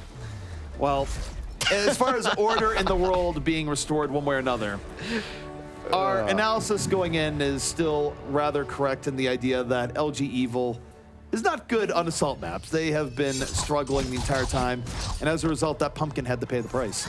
Someone has to pay for that map, and the sacrificial pumpkin will be the one out there. Ube had himself a good Genji, though, and we've questioned his Genji on several occasions before, but a nice Genji to close out last. Nice Genji right there. That's actually was one thing I wrote down, and I was wondering if maybe, because we've questioned, like, honestly, just who they have on their DPS heroes. Do you think maybe they're switching things up because they're like, okay, well, we want Ube to be able to play Genji, but we need him to play other things because we didn't have anybody else? Do you think that they're unlocking Ube in some ways, maybe? I think Ube's a fine Genji. I think his Roadhog's better. I think Ube is a very high and low Genji, as I think how you would put it. But I think their plan is trying to formulate it. Who knows? They change rosters all the time. That Spree and Ube are going to be their main DPS. And they're looking for that third DPS to fill in, which a lot of times has been a Widow for some teams, and to be able to play that Widow. So maybe that's where Flippy comes in. Flippy also had a decent 76. So. Yeah. And I think that helps you be able to play a Genji if Ube doesn't have to play like 76. Ube has been more up or down than other Genjis, but certainly thus far, if you look at Anubis, it was a much more up day for him. Very good Genji contribution overall. And we're just going to ignore that last bit of LG Loyal defense on their first defense because that was... Yeah, let's table that for a second and talk about 2 problems I think I've isolated in my great expertise. No, 2 problems that I saw coming to fruition in this match and combined with Hollywood as well. And one is positioning. You had mentioned it. They were giving up a lot of ground on defense, especially on first. And then, of course, there was the foible of playing super aggressive positioning on defense. But is this something that is plagued them in the past?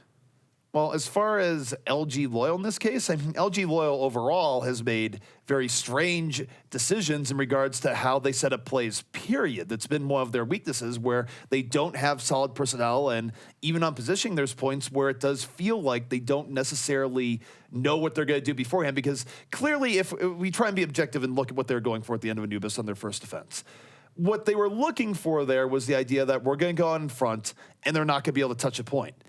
But they misjudged how much time was left and how quickly they could run through. If they did that and there was 10 less seconds on the clock, maybe it works. But here, there's far too much time left. I mean, there's 10 seconds left and they're already past you. You're not going to be stopping them from touching the point. All you've done is given up great defensive positioning for no reason. Well, and then you've got Jake, who has been struggling to find kills the entire attack phase for them.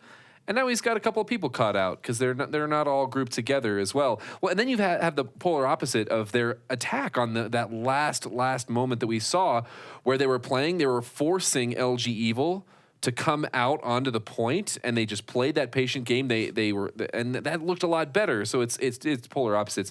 The other issue that I saw coming into this one is, well, it's what we almost expected from them. If you watch their first matchup again when they played Hollywood, not this last map, but the earlier in the season, this exact same thing happened. They had a great defense on first. They were stuffing them every single fight, and then in the last few seconds, they weren't able to close out. Is this something that we are starting to see as a trend for LG Evil? Do they need to find a closer? Do they not have a closer? It does seem like they lack that bit of killer instinct or just general awareness. As you mentioned, Jake is coming around the side. How does no one account for Jake? He's the biggest identity on this team, the one guy who's always on DPS, and you've seen him before. So to just not close that out, again on Hollywood, as we saw, just leaving Train back there on the Tracer. Why would you just let a Tracer be wherever she wants to be? I think they play too reactive at certain times. I think that's a general overarching feeling I have towards them. That's why their offense seems to be so much better than their defense. On offense, they know we have to go, we're going to force things. On defense, they play, well, I guess they're going to take high ground. How are we going to react to it? Instead of saying, don't let them take high ground. Let's fight them before that happens, or something along those lines. They're lacking the aggression of their counterpart. And that's actually a very good point, too. I mean, we brought it up mid-cast, but you take a look at how LG Loyal was handling their defense there, where I understand teams are going to get up to high ground from time to time, but at the very least, you can challenge that. You can poke them down, maybe get a pick-off as they go in there. They just sort of said, take it, go for it, and clearly... even when they won the fight, it didn't feel good. If you give up high ground that easily, it was never yours to begin with. So. Yes, well... now we're going to be moving on to another map. LG Loyal, despite our critiques of them, has picked up victory in map number 2. So going into map number 3, LG Evil has selected Nepal. So we're going to see if LG Loyal can shore up some of their issues to try to make this a good best of 5. Well, after all of that, ZP, we are 1-1 in our first set. Regardless of how we got here, LG Loyal has taken a map off of Evil. That was on Assault, which we thought might be Evil's weak spot, as it were, but now we are back on Control here, and we're in the Sanctum. Sadly, no Junkrat to be seen. There is no Junkrat to be seen. Someone was on it for a brief moment, but no one is channeling the spirit of Mangachu this time around, and look at how much more aggressive Evil is here. They're really poking in heavily. Super's gonna pay the price for it. Both teams down Reinhardt's. In fact, Vol goes down, so Evil perhaps poking out or taking out more than they could chew there, as now Loyal with a good opportunity of just pulling this back. Flippy's got to be careful. He's getting aggressed on by the Genji as Train has taken down Spree early in this fight. Flippy has been alive most of this, getting a lot of damage done on his 76, remains alive. First point not yet captured as they pressured out LG Evil, who are about to take the point. LG Evil's going to come back on here with full force. Bionade onto both the tanks. Now, this is a chance where Evil really can. They did get first control of the point. I gotta say right now, if Loyal has a superpower, it's losing fights that they should have won. They're so bad at finishing things out that they should otherwise have. And now here comes Jake. He's built up a blade. Takes down... No, doesn't even take down one before Ube gets him, but it's gonna be Super coming around the flank, taking down 2 anyways, so... In the end, Evil going to maintain control, but... I feel like this just happens way too often to Loyal Hex, where they'll get the first pick, the first 2 picks, and then they'll finish out the fight. Killer instinct is how I described it. I feel that might be what is lacking, if that shot calling, whatever that is, but it's happened on far too many iterations of this roster to be something that we do not point out. They fight way too long. They do not have the target selection and calling, perhaps, that they need to. A charge in from Super is going to maybe open things up, does not get hooked off the edge. He was going for a really sneaky hook there and hoping that maybe his reaction would cause that, but meanwhile, Flippy, Tac Visor comes out, takes down 2. Still a very even fight here in Train. Lots of room to work with. Flippy not giving anywhere near enough respect to that Roadhog. No. He heard him sauntering around there and then didn't do anything. He got hooked a moment beforehand and then just decided he was going to ignore that hook. And as if he's going to go away. Roadhog is just going to go do his own thing. No, it doesn't quite work that way. Loyal with 5 people here on the point. Piercing through, but also not getting any kills early on. Evil just working around them, moving in, and Train, great opportunity to get a hook, is going to get that hook, but gets more than he bargained for. Ube going to take him down. Still 5v5 on the point. Graviton coming in here from the side of LG Loyal, and they get very little immediate fall through on it, and in fact, it's going to still go the way of Evil, so bad coordination off the Graviton there where Evil just plays around it. Well, it was a brawl and a half, but during that brawl, LG Loyal did grab this point. They've been putting percentage points on it. That's why they're flooding onto the point. Jake will take down 2, but they still want to get every bit they can off of this point. Finally flips back over, but LG Loyal in all the chaos will nearly equalize the map. However, LG Evil counting up about 60% now. They do take down Hedan with super early in that fight, so they're going to have to wait. Very likely be about 70% by the time these teams face off again. So still a pretty good opening for Evil. Bit of a misplay that they did let Loyal retake it in the middle of that, and yet they're still in the position where if they win one more major fight, they should be able to take the map, depending on how long that fight goes on. And Loyal right now, taking their time, coming in behind the Reinhardt, looking for an opportunity, but Train actually getting pressured back a bit. It just feels like they're trying to isolate him out of the fight. Flippy though, in comes the Tac Visor, and he's gonna follow Jake's Tac Visor instead. He had low HP when he started, not a good combination, and it's gonna be the Nano Visor of LG Evil that takes that fight, and now at 92%, LG Loyal going to have a heck of a time even touching it again. They're going to try to lock down this front door and put all the big bodies in front. That's why Train is hanging out there. That's why Abbas is looking for the boops off the edge. Regardless, no one able to get back to that point. LG Evil will take the first stage here on Nepal. Caster clarification, LG Loyal will have a heck of a time going back. This is a thing where LG versus LG, we're trying to be as clear as possible. I take no blame for it. This is, we've got Super Pluke. Now they're both owned by the same organization. It's so... It is... this is really caster hard mode right now. It is. And, oh well. I guess someone's got to do it. Anyway, that's LG Evil, as now I have to read the overlay every time I say anything, just to double check. Well, the colors change too. That's also what's just extra hard mode between these two organizations owned by Luminosity. LG Evil took the first stage of Nepal. Full stop, fact check. Yes, that's true. We're on the second stage of Nepal. LG Loyal looking to fight back. Fact check, true. Completely true. The fact checkers are in full force. But still, it's going to be Flippy who gets on the super early on here. We'll see if Evil can pull this back, but very unlikely with 3 unanswered kills going the way of Loyal very early on in this, and really just fueled by Flippy getting that early pickoff. Control, if nothing else, does tend to snowball rather quickly. Well, Spree has been uncontested in the air. If there is a weakness that perhaps we saw yesterday from LG Evil, it is dealing with a Fair Mercy combo. And these maps in particular, they have the tools to be able to do with it, but they were a little hesitant. But the immediate switch for LG Evil. Jake goes on to 76. Rob will go onto the Zenyatta. Discord and Pulse Rifle should be able to at least pressure Spree out of being where he wants to be. Well, Spree is coming in over the top. Yet. No one is even remotely dealing with them. Perfect fair positioning here to put on the pressure. And that's, again, going to be very much in LG Loyal's favor. And don't forget that when it comes to control, this is one of Evil's specialties. They're generally very good at it, and Loyal fighting them closer than people might have expected coming in. Loyal looks good so far with the combination up top. They will have a resurrection available for the next one. Pulse Bomb at the ready too. Flippy is going to be looking for something cheeky. Generally, you want to toss a Pulse Bomb as soon as you get it because how quickly it charges. They've been unable to answer the Fair Mercy combo, but they've only been on those heroes for 1 life, and Rob died very early, but Spree continues his support assassinations as Avast goes down early. So they're running Jake on the 76, but how much of this is LG Evil's apparent weakness to dealing with Fair effectively? A lot of it, because the supports are not in the right position to let the 76 be able to deal with it. They're getting damage early on. You see Rob right there eats a rocket, has to be very careful to get out of there. As a whole, they don't seem to have the perfect response to it. That is a hallway full of rockets. The response team to Spree, Jake and Rob, go down immediately. Oh, door number 1 was the bad decision there, because door number 1, your prize was rockets.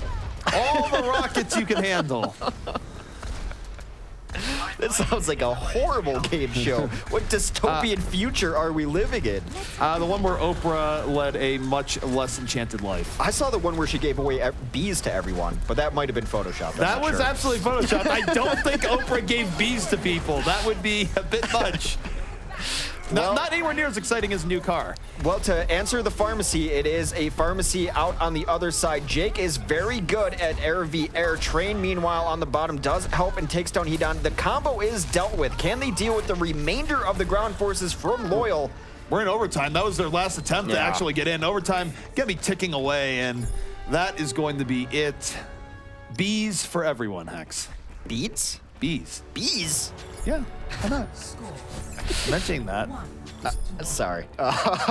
Yeah, that's LG Loyal bringing it right back. The Fair v Fair, I think, is the right choice, though, because they obviously don't know how to play with the 76 and Zenyatta. Didn't work. This would be a map for it, though. 76 and Zenyatta can work very well. You could run a McCree here, but I think that they believe their best shot at countering Pharmacy is a Pharmacy of their own. Both teams running extremely similar compositions. The only point of contention here is going to be one team is running the Genji, the other team instead going with the D.Va. And I feel like for Vol, this is going to be more of a support D.Va where he's going to be trying to let Jake win that battle a little bit more effectively because Genji doesn't offer quite as much to the Fair v Fair battle as other heroes do. So we'll see how Vol flexes here to help Jake win versus Spree. Well, that D.Va has been pivotal. There it is. Almost messed it up. And ZP looked at me weird, made me slow down.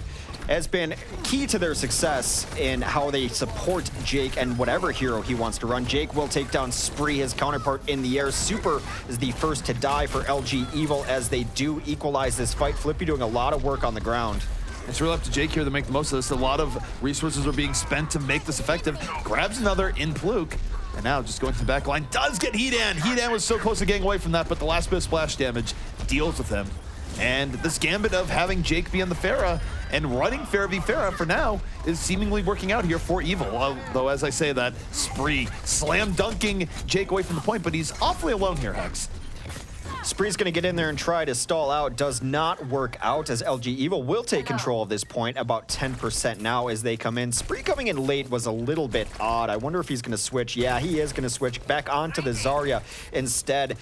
Spree's very good, but not necessarily the greatest in a Pharah v Pharah matchup, especially as Jake does excel in that matchup. So he's going to switch over to Zarya, and they're going to have a couple DPS on flankers on the ground too. A very standard 2-2-2 setup coming in for Loyal. Fight is underway here. Both teams down a player very early on. Tran, of course, following, which Jake coming in from the flank here once more, catching Loyal a bit off guard. So Jake on this Pharah doing the work that needs to be done, although, again, he's going to have to pull this from the back, and this time it's not going to happen. Ube able to cut him out of the sky before he gets those final few kills with Barrage. As a result, Loyal going to be retaking this point. Loyal taking that point back, and we mentioned Ube's Genji has been on top of it. It's been very good. He's going to have Dragon Blade up. Well, one thing that's really worth noting here is that Spree actually did not want to fight the Fair v Fair anymore. He swapped off to the Zarya. So Jake effectively has gotten what he needs. I wonder if Jake now is going to swap, but no, he finds Ube with the damage boosted rocket. Is he going to get Hedan? Hedan in trouble. Will fall. 2 kills here from Jake, and for now, even though he started the Pharah to counter another Pharah, he's not necessarily getting made the best case to actually swap off to what he would otherwise want to play here. There's nothing that directly pressures him. Of course, they will have a Tracer that can help out. Genji's okay against Pharah because he can launch through to the skies and take him down. Also decent for Barrage, but Spree still trying to find an answer for the Pharah that is Jake in the sky. Well, Hedan will take him down, but that's a solo res that you often see when you're running the combination. Hedan did take down Jake. Jake back in the skies now off the power of that resurrection. They have switched over to a D.Va as well to try to help out. Well, the D.Va certainly can help Jake right now. Gonna take a snooze. He's out of the fight for a little bit, and this gives Ube some time to get to the back, clean things out. Jake actually gonna fall after that sleep, so Loyal coming right back here in this fight. They should be able to take it. The question is, how long will Evil stall out here while maintaining their advantage? Well, stall out might not be the possibility as Pluke came in here late, got a couple of nice kills, some nice cleave as Loyal will be able to flip that back over. 66% aptly for LG Evil on their side of things. While Loyal is getting up there to tech, they still have to figure out an answer to this Pharmacy combo. I guess throwing 2 tanks and a Genji at it should work. Well, justice raining from Jake right now. Not gonna get too much done here. A decent amount getting neutralized by that defensive matrix. Now coming in from the side, still damage boosted all the way. So again, investing a lot of support resources in the Jake here on his journey. But while this is happening, Evil is losing the ground war rather convincingly. Ube goes off and picks 2. And now the question is, can Jake clean up the scraps here once more? He's looking for it rocket-wise, but certainly having some trouble and does get taken down by Flippy in the end. He was the center of attention in all the wrong ways, able to get taken out there towards the end. Last fight incoming for LG Loyal. If they're able to hold this, they will take a map lead here. Train will have Pulse Bomb. They're going to pulse bomb. They're also probably going to have the resurrection in here. So long as Rob 420 doesn't die immediately, this fight actually very likely to go the way of LG Evil. Ooh, it's just up to Rob 420 staying alive. Train coming in off the flank. Jake in the air here once more. Train having to do a lot of his work freelance. So Super going down. Diva going to get knocked out of her mech. I do think we're going to be seeing this res probably sooner rather than later. And the resurrection does come in just to bring Super back into the fray. And here comes Jake. Barrage coming out. Takes down at least one. And now with the second takeoff onto the Diva mech, that should be enough for Evil to retake. But they're going to have to hold for about 2 fights here, Hex. Maybe one. Maybe one. It's going to depend on when they get back in here, how long that fight lasts. Of course, very impossible to predict when you're at that 70-ish mark on your percentages. Ultimates were used there, like, as you mentioned, the resurrection came up, but they will have their own support ult. Self-destruct can be surprisingly good on this map as far as zone out potential or just to clear out the point. So Vol will have that ready. Super looking to knock people off the edge. Advantage LG as far as ultimates. Queen the one watches Ube. If Ube is able to get a great blade here, it's going to be huge. And the sound barrier comes out before the blade comes out, but unfortunately, both supports are down already. They're able to get to the back line. Lucio and Ana out of the fight, and now Ube going to get absolutely zero healing to support this Dragon Blade. Very little he can do. 31 HP, just running for his life, hoping to get a chance to get back in. Picks up the big health, but it's going to be a while until supports are back, and Evil not letting Loyal really reestablish here, cleaning up the scraps of people who cannot be healed. Jake's gonna have to do something, or rather Ube, but it's too late. He gets Tesla Cannon down. Desperation time for Loyal as they come flooding in, but desperate is Pluke as he grabs 2. Flippy picks up Jake. The last moment effort here from Loyal actually could be very successful. Flippy already has 1, looking for a second, gets on the Rob 420. So Loyal now coming back in. There was a little bit split off because of that great strike by Evil, and now Evil might be giving up this point. They do just that. We're in overtime in the other direction. Loyal has retaken the point, and after taking on Vol, they're going to take the round. It was a war of Winstons on both sides, just as I was impressed by Super as he'd softened everyone up, and he's known for his Reinhardt play mostly. The other side has a fella named Super Pluke, also known for his Reinhardt play, also played a really good Winston there too. I think that's the evolution we're seeing of tank mains. Yes, you can get by just playing a Reinhardt, but Reinhardt in and out of vogue on some of these control maps, so being able to play a Winston to get all that damage in is really important.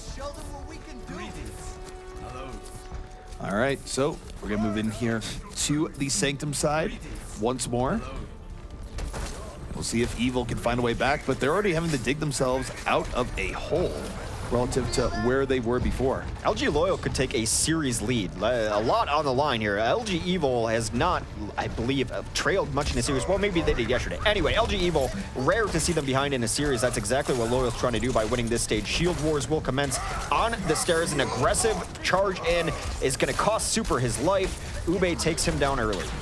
Ube is going to get that early kill, and Ube on the Roadhog, I mean, this is where LG Loyal sticking the things that they are very good at. We're not seeing Ube flex nearly as much things like hit scan heroes, and for now, it's working out. Jake on fall, getting neutralized early on, so LG Loyal, they win the early stair fight, and this is going to earn them first control here in the Sanctum. In all likelihood, we've seen them get early kills and fail to convert before, but this time it feels pretty definitive. Absolutely. Spree on his signature. Zarya got a very high charge early on, able to beam down some unlucky heroes. Holding further back than generally you see teams hold. Now just trying to get some poke up front. They're going to hold right on the stairs, give Flippy all the space he needs to try to land some of this long distance poke on his 76, but that does allow them free entrance. Super alone on the point, gets charged and killed. That is twice he has died very early. Super getting played there by Pluke, and here comes Dragon Blade by Jake, trying to pull it back and takes down 2. So it's a swift strike by Jake with 3. And that is quite the Dragon Blade to pull things around. And no, if that were Hook 1.0, he would have been going for a ride with Ube. I still appreciate the style attempt. He knows it's over. He just wants to drag someone down with him. Find a lot of people like that in this world. But Ube not going to successfully pull him down into the abyss with him, and they will hold much further forward. This is what I was talking about. The more aggressive and confident teams will hold right outside the door, but Grab comes out. Grab comes in, Jake going in with it, but that's not how that's supposed to go. That is very much not how your graviton at the gate is supposed to happen, as LG Loyal shakes it right off, able to move in. Note that they didn't use their sound barrier there. They still have that up. They didn't use much there at all. They didn't have to. That graviton went all the way bad. Jake found himself on the wrong side of it. Rob's going to go down late, and that's going to be a flip back over for LG Loyal here, as they all now have the ultimate advantage moving forward. However, Super and Avast will get their ultimates online shortly. But yeah, that's not the expectations of a graviton at the doorway. Well, 2-1. Remember, if Loyal wins this round, they take the map and the series lead. So Evil now very much in the hot seat. Next fight, not necessarily a must win, but would be very good for them if they did take it. But Vol gonna fall, taking too much damage from that whole hog early on. But Super bringing. A lot of suicidal tendencies going on here today. Rob and Super will combine for a couple kills on their counterparts, though. Now the sound barrier will come in to try to keep Evil alive here. Flippy rotates around, finds a katana in the back of his head. If nothing else, Jake has had some better Dragon Blades here. Grabs one, looking for the finish on the Lucio. Is he going to be able to get? Does. Reels was just going for a little bit of delay. So for LG Loyal, this is still a plenty good position to be in here, where, yes, they lost that fight, but they're one fight away, and Evil not particularly close. They're going to have to win a minimum of 3 fights here. So many ways for Loyal to take this round and take the series, or take the map, I should say. And the series lead would be the product of that taking the map. At 80% here, LG Loyal probably needs to win one decisive fight, maybe banking some ults to try to do that. They're going to have 2 of the biggest impactful ults in the game up for the next fight. Of course, Earthshatter and Graviton. That hook is going to slow down the push, as Real's a little too slow to follow the rest of his team. They lose 2 right away. 2 immediately here as Evil making the most of their early positioning.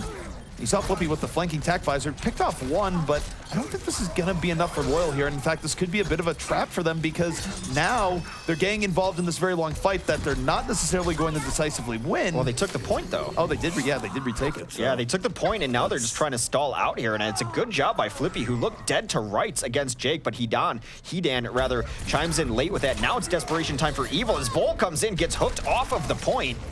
Now we're back in overtime. Desperation time for Evil, but Jake has the Dragon Blade up once more. Going to be trying the Brain Mag. Oh, like Graviton coming in from Loyal. That's going to shut down all of Jake's support, and Jake himself going to be finding himself looking for the hidden gold of Hondata.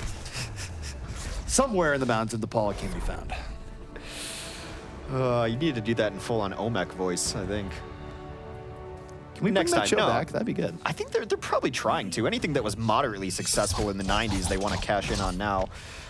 Not successful in the 90s, not successful now. Pumpkins staying alive as Jake cuts this one up. This is a beautiful Dragon Blade, but it was not enough for LG Evil to take control, which Assault may have been not as surprising. A little bit surprising they lost control. They've been very good on that mode. Well, before we talk about that, was that a Smashing Pumpkins reference, or was that just a lucky, like a happy accident? It is now. It is now.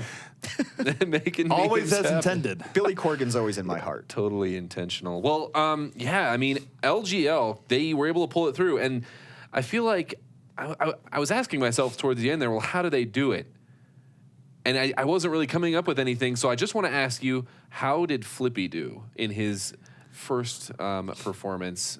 I mean, Flippy was all right. It didn't feel like he was doing absolutely crazy work there. I'd say the bigger thing in terms of things that LG Loyal was doing well is that I thought overall Ube was having a much better series, both on Genji and also on Roadhog. So he was really cleaning things up. Even when you had Jake coming in over the top on Pharah, you still had Ube being able to win the ground war and keep LG Loyal in things. So I thought it was a remarkably solid showing from Ube.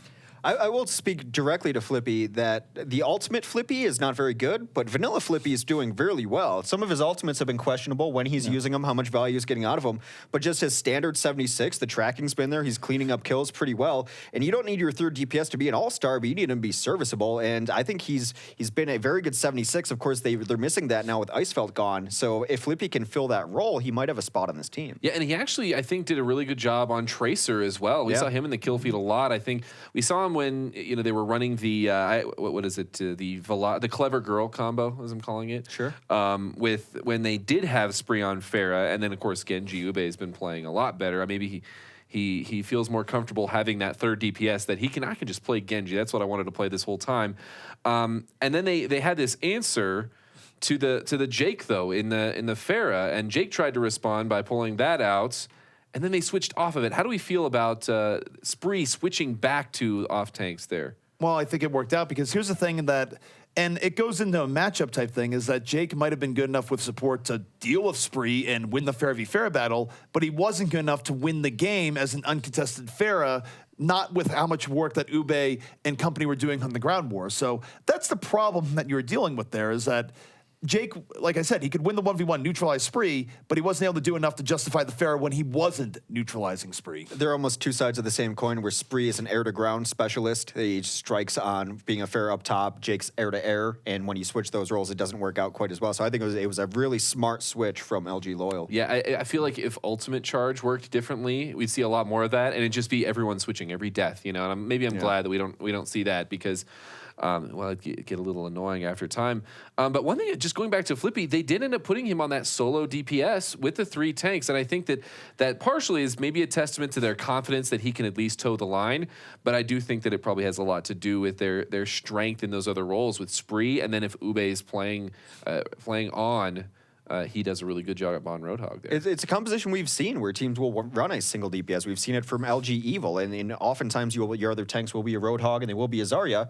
Well, it just so happens Spree and Ube specialize in those 2 heroes, so if you can have a competent 76, which is generally what you're throwing in with that composition, or a Tracer, guess what? That's what Flippy plays. It looked like it was working out well for him. It did work out well, though I will say that going between the two, I feel like we're getting 2 sides of a coin here, where on one hand, Loyal, I think, is definitely playing a little bit up. Feels like Ube is, like I said, having a better Genji day than we've seen him have in quite some time.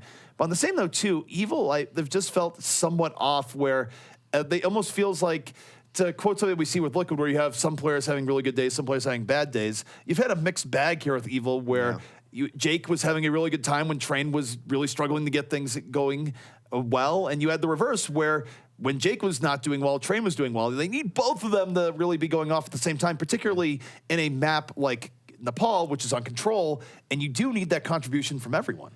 Now we saw a lot of mistakes from LG Loyal early. I mean, they had several instances on Hollywood where we were just asking questions, target focus, decision quality. What are you guys doing? They looked a lot stronger on Nepal. Are they ramping up? Is it so much that LG Evil is falling off, or is it partially that Loyal, they just look like they found their footing, maybe? I think ZP nailed it. A little bit of column A, a little bit of column B. I think Flippy looked very confused on Hollywood. He didn't know where he wanted to stand. He got bullied out. He looks like he's a little more comfortable on different maps with this team, especially. And then LG Evil, they're making mental mistakes that I have a hard time figuring out why. Sombrown last on Anubis, I don't know what to make of that switch. And I think there's reverberations of something going on that I can't quite put my finger on. I mean, another way of putting this in perspective in a more simpler term is that we're still looking at LG Loyal, which statistically has arguably been, in some people's minds, the worst team in the tournament, going up against the best team in the tournament. And I don't think that the teams are so close that you can just say, oh, they've just leveled up. They've reached it, guys. They're now as good as the best team in the tournament.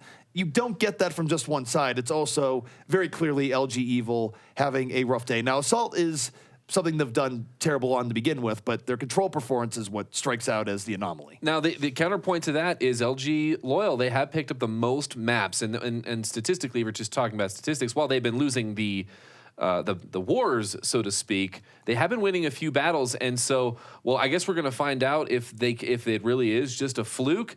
If LG Evil can pull it back here, and if LG Loyal can continue this momentum as we're going on to Gibraltar. This one's selected by LG Evil. Last time around, these teams played, they played Dorado. So why do you think LG Evil is going on to this one instead? LG Evil just dominated this map the other day, so they have to feel pretty good on it. It was a world record time, I think, is what our buddy Flame called it earlier today. They just bodied. So this is a map that they should, by all rights, burn through on offense. They flew through it the other day. Now, maybe things happen differently. You don't get the spawn splits that you want, things like that. But it's very much, we owned offense on this map. Let's do it again. Right, and I mean, you take a look at this here going into Gibraltar. Now, this is a case where, did Loyal do their homework? Is Loyal going to go into the server room where LG Evil stacks a close quarters composition and just try and fight it? Or are they going to try and work around it on both ends, defense and offense? Because on defense, LG Evil is going to be more than willing to just sort of throw everyone into that server room and hope that the defense attacks them there. Conversely, when LG Evil is on their own defense, they're going to hope that LG Loyal and trying to bring the payload beyond them will dive in there. So that's a case where unless you think you could beat them at their own game, you want to work around that in a similar way to the way that Rogue did when both these teams met on Gibraltar there. I tend to agree with that, ZP. You're dead on point there. Jake will be playing the attacking McCree, which is something we've seen great things out of. And unfortunately for all you Bow fans, Train will very likely not stay on this Hanzo. It is a sonic arrow to the right side to make sure they're not going to get cheesed on, and then he'll switch off it. We've seen very little Hanzo throughout this tournament. Do not expect it to change here. On the other side, they are running triple DPS on their defense. Looks like they want to set up for a bit of an aggressive defense. We'll see just how aggressive they want to be. This is, of course, if they attack right here where they're at now or a little bit deeper, then they'd be sort of emulating what Rogue did. I feel like they might be going more hybrid here, which means that I doubt they're actually going to be going too hard into LG Evil in the very beginning, because that would be sort of combining the worst of both worlds. You either want to be very aggressive or, well, they are going very aggressive, and we'll see how this works. They take a little bit of time, and Ube perhaps too deep. Jake cleaning up the scraps early on. That was an awkward dive. They came in from a rough angle, and they're just getting punished horribly for it. Well, flashbang is a thing, and that's what Genji found out. Even robots are not immune to the Wild West chemical concoction, that whatever makes up that flashbang. It's probably just, you remember how they used to take pictures in the Wild West, and like the giant flash was like someone's shoulder stand? Probably something like that, right? Sometimes you get hit by the tinnitus flash. That's just how it goes. And unfortunately, even Genji's robotics not able to deal with that. His circuitry got scrambled there for sure, as the aggressive defense did not pan out, but that does allow them time to get back and fight yet again. They are diving on it, trying to get in. Pluke takes down Jake immediately. That's a major threat down. There goes Vol right after. Remember, when it comes to stats, anytime you take down a McCree first, your odds of winning the fight are better than any other first blood you could get in a fight in the entire game. Still, though, this is a little bit more even than perhaps LG Loyal would like here. They've lost many a person. They take down Prop 420 at least later into the fight, so not going to have to worry about the healing, and that's actually the breaking point. LG Evil, they're going to back out and regroup.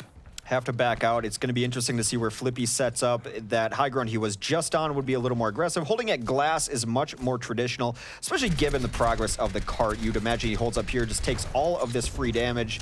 Helix for good measure, getting his way towards a visor, but right now they will nearly have ultimates at the ready here, as they do give up server room, and now rotating all the way up to the top.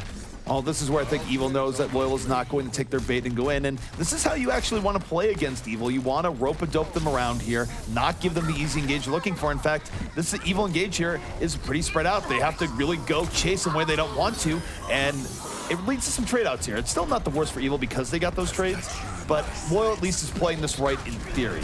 Just the execution a bit lacking, as it's 3 for 3 here so far. This positioning has been strange. They rotate all the way around through glass just to go back down from whence they came, and after all of this sorts itself out, it's going to be Loyal with the majority of the kills, holding pretty strong. Less than 90 seconds here, ZP, for this Evil squad to even achieve first point. This is effectively, in a sense, the Rogue playbook for dealing with LG Evil here in defense, where you keep it spread out, and instead of giving them a nice engage on level ground, you make them do what they did there, where they had to go to high ground and run all the way around, and though they came close to taking it, it was nowhere near decisive, and it gave wiggle room for Loyal to bring it into their favor. Well, one of the last best pushes incoming. They will go server room, be able to retreat out of that incoming barrage early on. They look like they maybe want to rotate up through glass. Jake's all alone here, though. This is not how Jake plays. No, not at all. And this actually feels like Deadeye ran all over it, but he gets the flashbang in, finds Flippy immediately, and he's going to take a nap right after for it. Meanwhile, Ube in the backline pulls out the Dragon Blade, takes down 2. Farewell, Jake. It was Ube there to help with that wake-up call. He's a pretty deep sleeper. Even if you're going for the Deadeye, though, Jake never rolls alone. He's always with a tank. He's always with someone else. That is uncharacteristic, to say the least. Now, LG Evil in the hot seat, potentially half a minute away from losing this series, because if they get held here, the odds of them actually winning this map and bringing it back, very little. But here we go. Potentially final fight underway. Graviton Surge out here early on here for LG Evil, as Jake holds on to the Deadeye. Doesn't get much. A lot of the Electric Cowboy wasted, but does find Fluke, gets the double kill, and suddenly Jake, late into the fight, is going to be picking up 3. The cleanup from McCree is there, and LG Loyal not able to hold this out despite being very close to the ideal. And again, I feel like they didn't stick to what they were doing with before. They took a lot of that fight in the underpass. Very odd. Jake flipped a switch and was able to get the 3 kills, but there's been a lot of switching away from what's working so far in this set between these teams. LG Loyal and LG Evil battling and both deciding this has been working the entire time. Let's switch it up for the last fight. Well, it's just weird because they were doing so well by making LG Evil chase them, and then the final push, they dive into LG Evil. Yep. I don't understand. It's been a lot of not understanding today, and it's not exactly our first rodeo. Jake is going to get pressured down, get some healing, though, in the back lines. He's got Deadeye up as well. They are taking the fight to him again. Goes down to a Bunny Blaster from Spree. Something that's worth knowing here is that there's only a minute 45 left here, so even as Evil tries to keep up momentum, as Loyal is diving into them, they can't really waste too much time here in hangar phase, or they're certainly not going to have enough for last. But here comes Flippy. Nano Visor going to be a factor here towards the end. Grabs Train, gets into the back, but is going to get line of sight here towards the very end, so he's going to have to actually find a way out. That Nano Boost is gone, and Jake able to punish him for being a little bit too far out, and now the opportunity for Evil is there. The Deadeye picks up 2, and this is going to clear the way here for Evil to finally make some big inroads. Idan, not long for this world, finds himself alone as an Ana, not necessarily where you want to be. High ground will now be taken away by LG Evil as they rotate up here. Jake's hello game still on point as he's going to get to the top of the shuttle. Flippy is going to come up on this Widow. Widow can be good in shuttle phase, but it's a little late in the game to be busting it out now. Finds himself in a Hornet's Nest up top, has to get out, does not get out. Jake punishes him. Doesn't get out. Ube now going to be trying to change the tide here with the Dragon Blade, but 2 of his teammates already gone. He gets taken down by Jake. Dragon Blade, no match for the gun. Full on Indiana Jones here as Jake coming into his own latter part of Gibraltar, very much in Evil's favor. And as a result, they should be able to get through hangar here and begin their assault on last. Well, this looks like the Jake we know. Perhaps he found himself after trying to 1v2 an Ana 76 up through glass. After that, he's been playing much better, hitting shot after shot. There goes Ube. Ube just getting domed from a long distance. Genji's flip, not going to save him that time. It's one of the best noises in the game, the headshot noise. This is also one of the best Deadeye spots in the game that he's going up to. Very good coverage of the left and the right. When you see a big Deadeye, a lot of times it has come from the spot, and instead he gives up the high ground, goes down, and still finds Flippy. It's good judgment. Aside from the part where Spree blows him and his supporting Ana up with the self-destruct, that's certainly going to tilt the fight a little bit more in Loyal's favor as Evil suddenly having to back out as a result. My tactical visor is charging. Loyal will be able to stabilize their defense thanks to the self-destruct from Spree. There's still a cute play from Jake knowing where his primary target was below him. But he's been rolling with his Ana and Diva, which is why I was so surprised earlier when he found himself alone. That is not how this LG Evil team plays. Now high ground has been ceded to LG. Loyal is going to take this top edge. It's kind of a place you have to deal with before you can think about going in, because now they're just in an alley of bullets.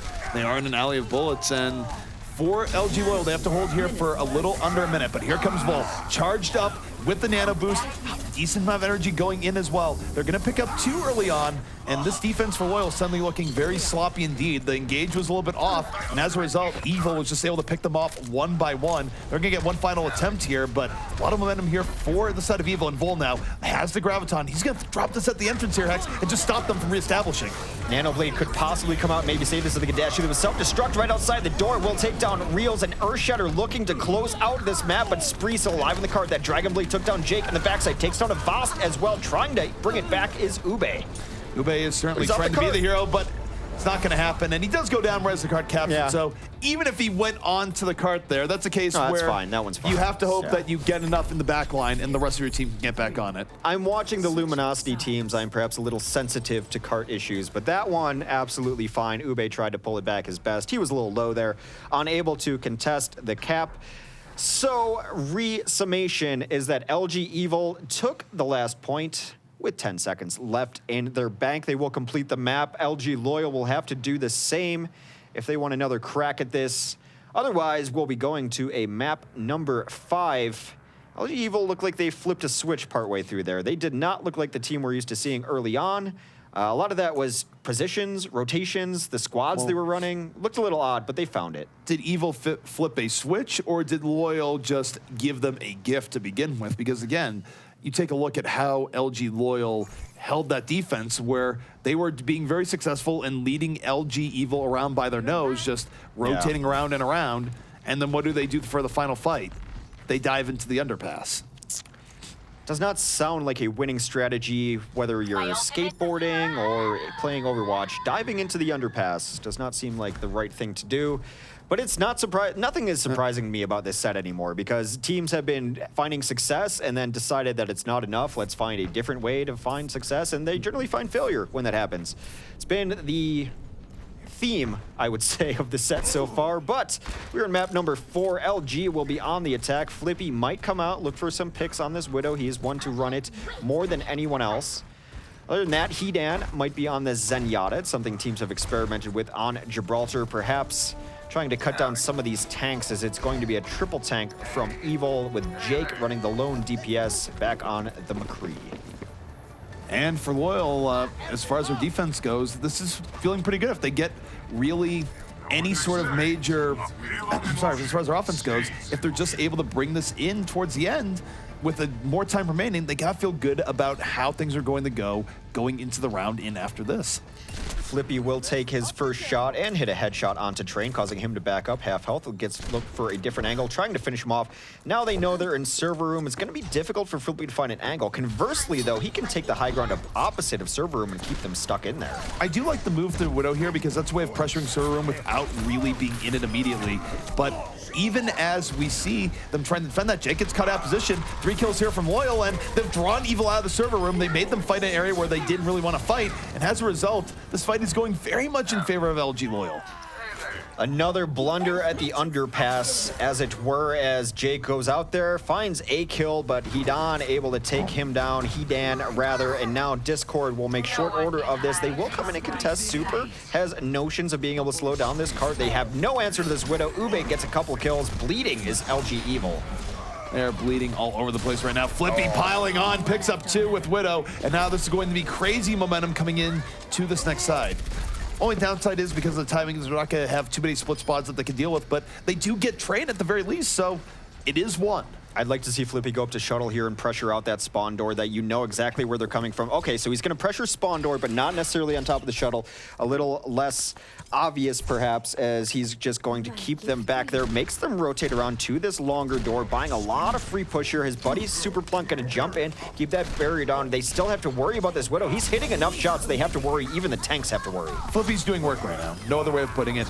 Jake, though, on the point, taking on Fluke, but it's not going to be enough. The rest of his team going off. Flippy even getting on to Vol. So Jake right now finding himself without a team, man on a mission perhaps, but could be mission impossible, is able to get on Flippy. And for being down this many players, it's still surprising Evil's able to pull it back as Jake gets another. Oh, all right. Putting the team on his cyber back as he gets kill after kill and keeps his team in this game. That's why you have the reinforced spine hacks. That's the benefit of being a cyborg. I mean, why do you think Hanzo lost that fight so incredibly badly? Because he's the older brother, and it's every younger brother's dream to kill his older brother.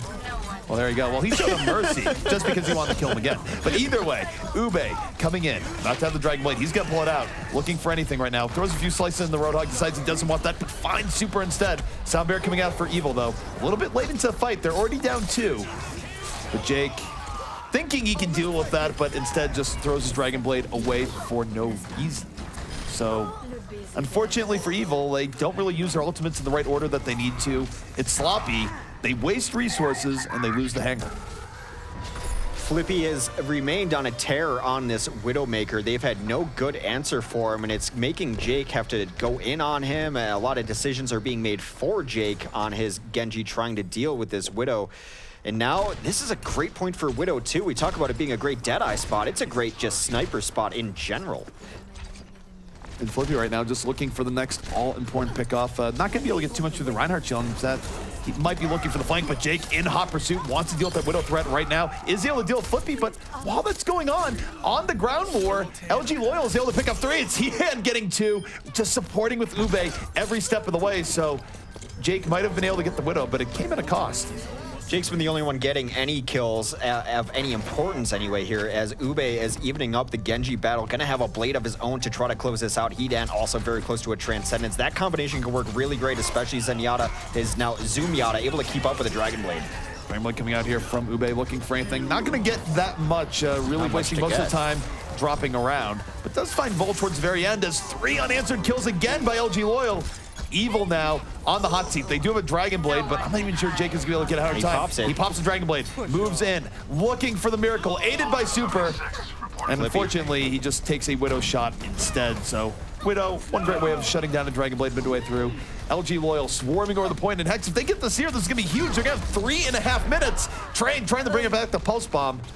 Who knows? They might be able to do it, but 2 left, and Flippy is still in the back. You have to deal with your Widow to stand a chance. He takes down Train. He's stopping player after player as they try and get back on the point. The Widow pressure has done it for LG Loyal. They finish out the round. 3 minutes and 19 seconds remaining. LG Evil, if they find a way of bringing this back, it'd be tremendous, but it is not looking good. Not looking good at all. On the verge of dropping their first series to their sister team in LG Loyal. We spoke so much about Flippy, former Team Fortress 2 sniper, has brought that sniper to play on some other teams as well. He brought it today. People forget how good of a sniper map Gibraltar can be. Widow, once she's set up and in a dominating position like that, especially at last. We've seen her close down that last more times I can think of, but she's good at every point in this game. It's one of the few maps that she can be viable first, second, and third. I will say this. LG Evil feels like they've been getting weaker and weaker over the course of the series, where they started out incredibly dominant on Hollywood, and then they lose Assault, which we expected. They come out weaker than expected on Control, and then their Gibraltar performance here has very much not been in line with their standards. Meanwhile, LG Loyal has played Gibraltar surprisingly well. I mean, they're one of the first teams, aside from Rogue, to really play around how Evil likes to play here, and it's worked out for them, particularly if you look at their first point defense and how you stop and think about how it went down. They were very close to getting that first point hold. I agree. It would be very surprising if first place LG Evil loses to last place LG Loyal in our Overwatch Carbon Series, but that is about what we might see here. LG Evil now on the attack, 55 seconds on their clock to push the cart as far as they can. On the other side of things, it will be 4:08. This time, LG Evil going to be getting some free push. Ground is given up by Loyal. I think they want to find one good fight rather than forcing an early fight, giving up a lot of ground though, but it's standard, or at least it was standard, to hold this far back on Gibraltar. Evil needs one incredibly decisive fight, and then they need to just roll momentum in a crazy overtime push. It's about their only chance of pulling this map back and forcing a map 5. And Jake right now looking for targets. He gets Flippy down super low. That's a signal to go in, but immediately gets healed up by an Ononade, so that opportunity Jake thought he had was not an opportunity at all. But back at the point, Spree, very far forward, way away from the rest of his team, ends up paying the price. I don't know what Pluke and Spree were doing there, but they might be opening the door here, the LG Evil. It's 3-1 on the kills, and they might be getting this for free. This is actually a little bit ridiculous. There's no one here who's going to be able to contest it. They're trying to come to high ground, but that's right where the Diva is. Behind that Diva is not a Diva, yet a Genji instead. Hedan goes down early to Jake. That's going to nerf a lot of their healing as he comes in looking for dash reset. Super takes down Flippy. This is all Loyal. Oh, and then the self-destruct just for the cherry on top. That stall is not going to happen, and this actually could be the very worst case scenario here for LG Loyal. Has the coach turned into a pumpkin Hex? Because Evil suddenly looking like their old selves, and Loyal also looking like their old selves. Yeah, I mixed that one up yet again. It was all Evil, of course. It's hard for someone who's as good and pure as I am to be rooting for Evil in those situations. Clearly, Vol is as his high ground. That card has not stopped since. He's pressuring them out in a decent amount. That's Diva completely safe on her poke. Still, high ground is maintained by Loyal. They're in the right position. Booped off that said high ground, though. Jake very low. Gets a sound barrier to keep him alive. Sound barrier in here from LG Evil. They're going to be swarming in and around the payload, and they just want to keep the momentum going. Jake, though, who has a Dragon Blade, is far too low to really make effective use of it, but even while this is going on, super involved, the tank play of LG Evil, able to pick up 3. Pluke trying to equalize, but Jake now has health. Had to go on a long way to get that health back, but is going to rejoin the fight. And though it's not decisive, Evil takes down LG Loyal. They get on the payload still, and respawns are coming in, and they're gonna have the Dragon Blade for the next fight. Jake traveled to another country for healthcare, got that healthcare, gonna have Dragon Blade up at this next fight. They do not want to give this up for free. Well, Jake pops Dragon Blade, moving in and around, gets chunked for half to begin with, but he's a big focus, and while you're focused on him, you're not looking. Super is causing so much chaos. Everyone getting thrown about. It is a zoo in here as Super takes down 3. That was a great primal rage, and the cart keeps moving forward. What am I witnessing? This is overtime. But this is how they played it yesterday. This is how LG Evil looked on Gibraltar yesterday. Granted, the stakes are a little higher, and yes, it is overtime now. And if they get off the cart even for a moment at this point, that wick will burn down instantly. So cart presence going to be absolutely critical here. Vol has a self-destruct. This is a great point for self-destruct. If this is a fairy tale, it's ending with some fireworks. How many is Vol going to kill with the self-destruct? It's in over the top. It kills 0. Bad fairy tale, but good pulse bomb from Train. Grabs Pluke in the back. Makes it a double kill. This is still crazy. LG Loyal crumpling under the pressure right now. We do have the defensive Dragon Blade by Ube. Goes to back and he's immediately shut down. He's not going to be the difference maker this time. Flippy, consistent damage in over the top. Gonna get neutralized here by Vol. And Loyal hasn't done enough to throw them off the cart, Hex. No, it has not been enough. For a while, it was Flippy and Hedan trying to bring that back, just the two of them, but Jake got in his face. They have to reset yet again. Dragon Blade will be up. Flippy does have Tactical Visor, might be able to help it out. They are pushing in, though. Full numbers on the cart for Evil for this push. This is still overtime. Are they gonna bring it all the way? This is so close. Jake, Dragon Blade coming out, neutralizes Attack Visor. You did not have that blade in your sights. 3 kills here from LG Evil, coming alive here on Gibraltar. They almost have it. Are they gonna do it? Super with a bit of cleanup. The payload almost to the end. LG Evil coming back. Almost no time to start out with, but a crazy overtime rush to bring this right back. They flipped the switch.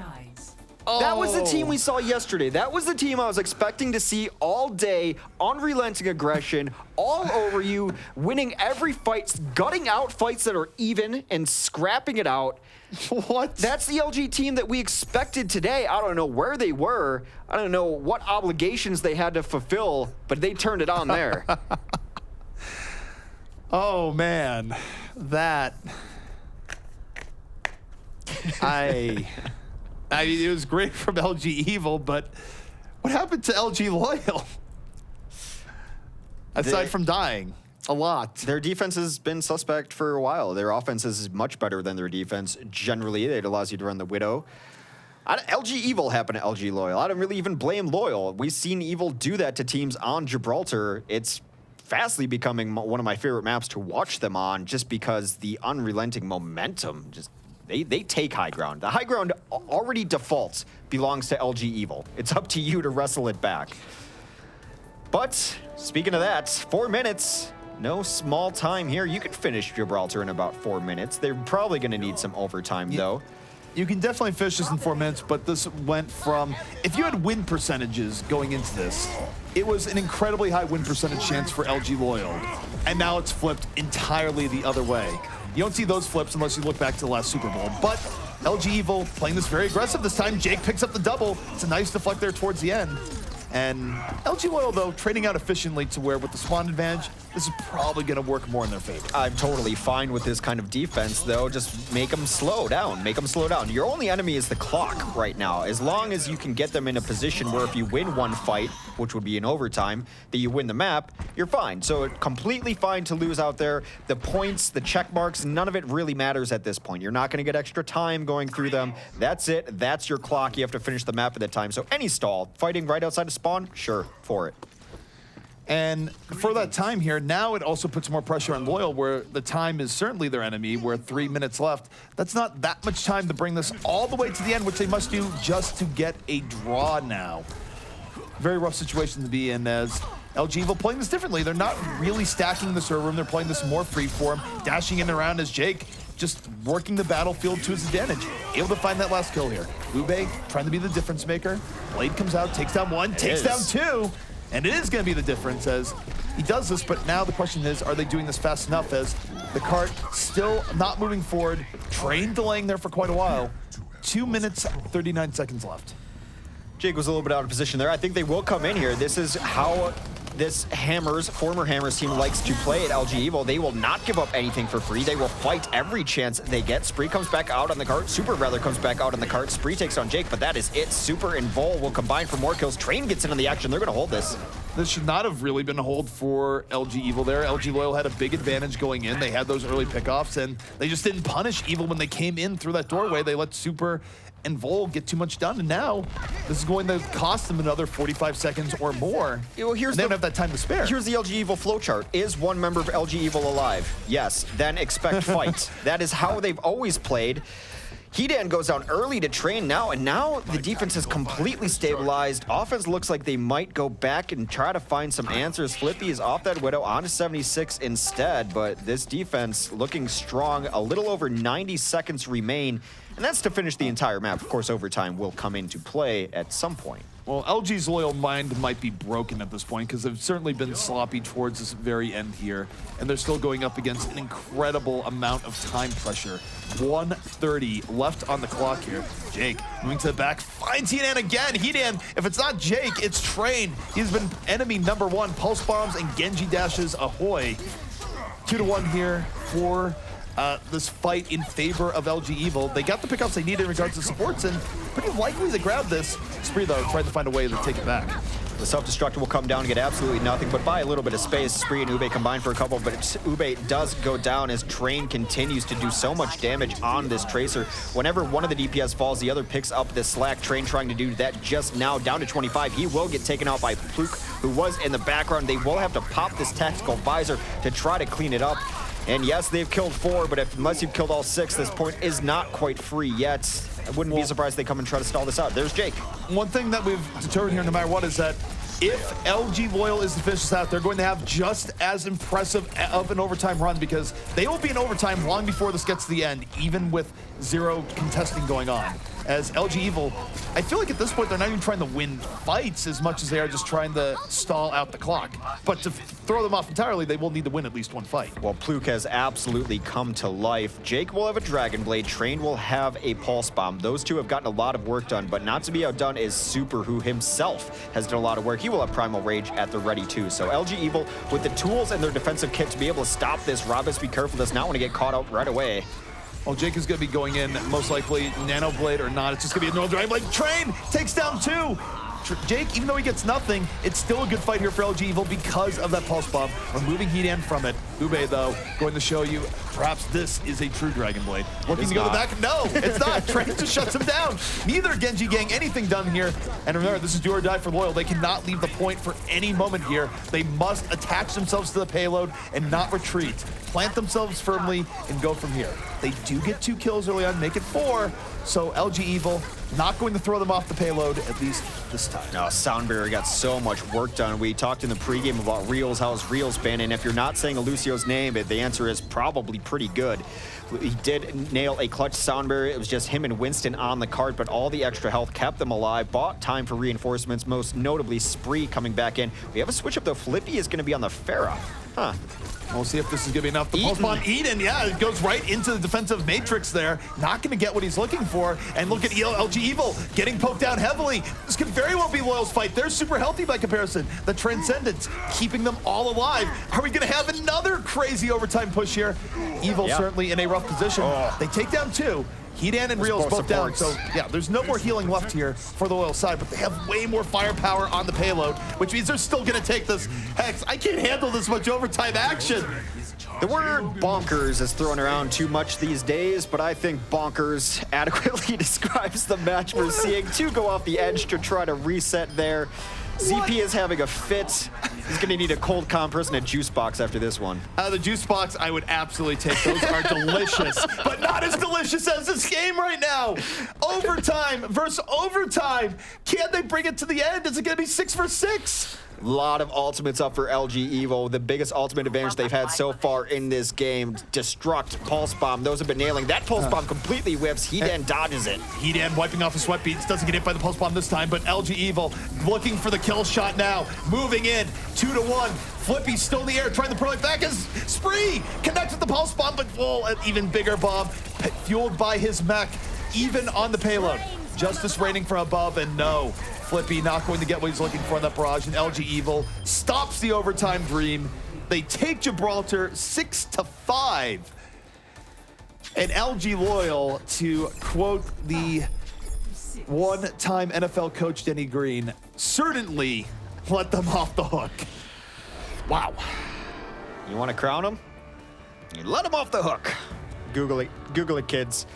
All right, well, LG Evil springs to Evil Life. Flippy, in his brief life as a Pharah, did grab play of the match somewhere in here. It's going to be a non-barrage, I think it's a lot of finishing rockets here. That's a nice air shot. It's all finishing rockets, no doubt about it. Well, Flippy showing off his versatility. LG Evil bringing that map back. We are going to a decisive map 5 to see which is the better luminosity. Well, and it is... if you thought ZP was excited, I was like holding it in over here as well. And we don't have any juice packs. We do have some applesauce in the back. I'm gonna chug it. I mean, why not? Just chug the applesauce. It's not even a drink, but it's pretty. It's like close to juice, right? No, but I learned a few things from this. First of all, we were a little bit more worried when I'm around my brother, apparently, because all he wants to do is kill me. I'm a younger brother, so I was just projecting. I'm sorry. No, that's okay. That's okay. As long as you're not trying to kill me. I think I'll deal with it.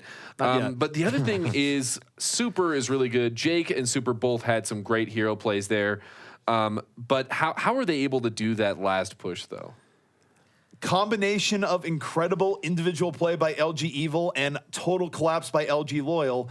That's the only way you get those situations because it takes two there. If LG Loyal is playing that entirely normal, having good decisive pushes, managing their ults, they should have been able to get at least one stop. That is reasonable. Conversely, if LG Evil isn't playing out of their minds on all levels there, from their tanks to Super, who is just going off, to Vol, who's having big moments, to Jake and Train, if they don't have everyone having crazy contribution there, you're also not getting that. It required both sides to make that happen, which is why you don't see that happen very often, which is why I'm looking at that going, is this going to be a thing? Overtime pushes are some of the most exciting times in Overwatch, doubly so when you actually get to the end. Yeah, no, I think a lot of our fans were probably rooting for LG Loyal just because of the story. To, first of all, take it to Game 5 in general, or to come into Game 4 up against the undefeated team, then to have a pretty strong showing on defense, at least on first, and then they crumbled there a little bit towards the end, but then to have the overtime push that they did in response to an amazing overtime push from LG Evil. But we're moving into game number 5. And I would encourage everyone to go watch the initial matchup between these two. It wasn't quite as exciting as this, but there were a lot of very similar circumstances where LG Loyal, well, they honestly just choked a few times in just a few plays that were the difference between a couple of those maps. But we're coming into King's Row for the last match. It is being selected by LG Loyal as they weren't able to pick up victory there in Gibraltar. What are we expecting on King's Row? Well, Loyal has traditionally been pretty good at this map, yet it's hard to take that history into account because they were good on this map when they had Icefeld. And Icefeld was holding the purchase 76. We saw a couple times he was the clutch component of that defense, especially holding the window. It's going to be interesting to see where Flippy sets up as he's been their 76 specialist thus far. I think this is how this is going to go down, is that you're going to see Flippy in the Icefeld position, which means he's going to be up top in the window. He's going to be priority number 1. But Evil, when they're playing well, they're very good at getting through, piercing to the top, and dealing with that quickly. It was Jake, of course, early in the tournament. I think it was against Complexity. He just had a mammoth play that earned him plenty of fans, where it was a deflection, 2 kills, etc. So I don't think that the Loyal defense is going to be that great against the Evil offense here. I would be very interested to be wrong here. Very possible. I mean, there is variance in it, but I think you combine all things together, the overall history of these both teams, and the part where Loyal just has to be devastated after what they just gave up on Gibraltar. I think we have all the makings for Evil to pull this out, and what would be on paper a win you expect, but on actually going through the series, something that has been truly crazy here so far. Well, we focus a lot on their defense, but LG Loyal also had the option to run a Widow on offense now. Yeah. King's Row offensive Widow. I think regardless of what you think of anyone, Flippy is the best, or at least the most practiced Widowmaker they've had on their roster for a while. The Icefeld wasn't necessarily playing all that much Widow. Flippy, the first thing you think of is Widowmaker sometimes. So they do have that option offensively now. Defensively, I totally agree with you that you might not even want to try to take the high ground because how good LG Evil is at taking it away from you. Yeah, I'd almost be curious, just looking at their history, they actually, most of their great defenses for LG Loyal are on first, and then they do seem to struggle on the other 2 points. And so I'd be curious to see if that reigns true here on Kings Row. But that has been what I've seen. Other than that, yeah, it might be another one of these circumstances where we're watching these strong offenses really duke it out and try to. I mean, I wouldn't be surprised if we see rounds 3 and 4 coming into this one at all. Well, if in case you just recently joining us anyway, it's LG Evil versus LG Loyal in an illuminated match that we've decided, and it's gone to Game 5. And I don't think very many people, especially if you just looked at the standings, would have guessed that we would be here in Game 5. And I think we can all agree it's partially due to LG Evil struggling to find their footing in a couple of these matches, but partially LG Loyal, when they are making the right decisions, when they're not making key decision mistakes, they actually are looking pretty strong. I guess the only other thing I want to talk about with this is I do think Flippy has filled some pretty big shoes there. Icefeld had some good strengths. But he seems to be playing pretty well, and he's definitely improving as these matches have gone on. I would say for Flippy here is that what you're getting compared to Icefeld is a more consistent package with less highs, but also way less lows, is how I feel that is going on right now. Because I think for Flippy, he hasn't had any gigantic Icefeld 4 or 5K moments, but he also hasn't just disappeared for moments at a time either. So he's given more room for and support to players like Ube to perhaps give him more of a chance to have those big moments as well. We've spoken at great length about how Widow can be effective without firing a single shot. And when you have a player that can consistently play on Widow or consistently presents that threat, the other team has to play around it. And that's something that Loyal hasn't necessarily had. The other team having to react to something they're doing. They've been having to play reactive. So just the presence of the possibility of Flippy on Widow has helped them out a lot in far as where teams are comfortable to fight. They're able to make teams more uncomfortable than they have in the past, in my opinion. All right, so taking a look at this defense coming out here from LG Evil, this is going to be pretty much what we've come to expect from them in most forms. It's going to be triple tank with Jake freelancing in the back on the Genji. So again, Jake, plenty of room to make plays, not necessarily going to get as much support as he may like. And meanwhile, the offense here from the side of LG Loyal going to be very dive heavy indeed. I'm not and I was going to say, wait a second, that's T-Dan. He would not be doing anything but the Zenyatta. But other than that, it will be Spree and Ube combining for double projectile DPS and Flippy with the backline support as Widow. It is about as divey as it gets. Maybe a Tracer in here, but they're going to hit all angles over the top with a Widow in support. And Winston there, Zenyatta there. Got to get first blood in this composition. Flippy very much looking for the first blood, but again, sightlines not that favorable for him. Still not getting what he's looking for, and he gets a Genji right in his back. Jake throwing those shurikens, taking him down immediately, but train goes down. 5v5 here on the point is Spree. Plenty of room to work with here. This is not where you want to fare the P if you're defending against it. Able to pick and choose his targets, and now his target is Vol. He's going to get slipped, though, and thrown to the back. But perhaps the damage has been done here, Hex, as LG Loyal trading up pretty efficiently. Well, they've yet to take him down. He will take a shot in the sky, but Vol has woken up himself, taking down 2. Defense will stabilize and hold. So far, Spree, even though he was largely uncontested, not having the biggest impact there. Some of those rockets need to be a little closer. I kind of wonder if that sleep dart was counterproductive, because you see a sleep dart and you go away from him, but they were very close to finishing off Vol there. I think if they just went in, sleep dart no, might have been better. But either way, it does give Evil the chance to reestablish their defense. And they're going to dive in. No real retreat button here. But LG Loyal's pushing for them for that. They get 2 kills immediately. Spree this time having a much better initiation. 3 kills from him. And LG Loyal will be able to take this first point.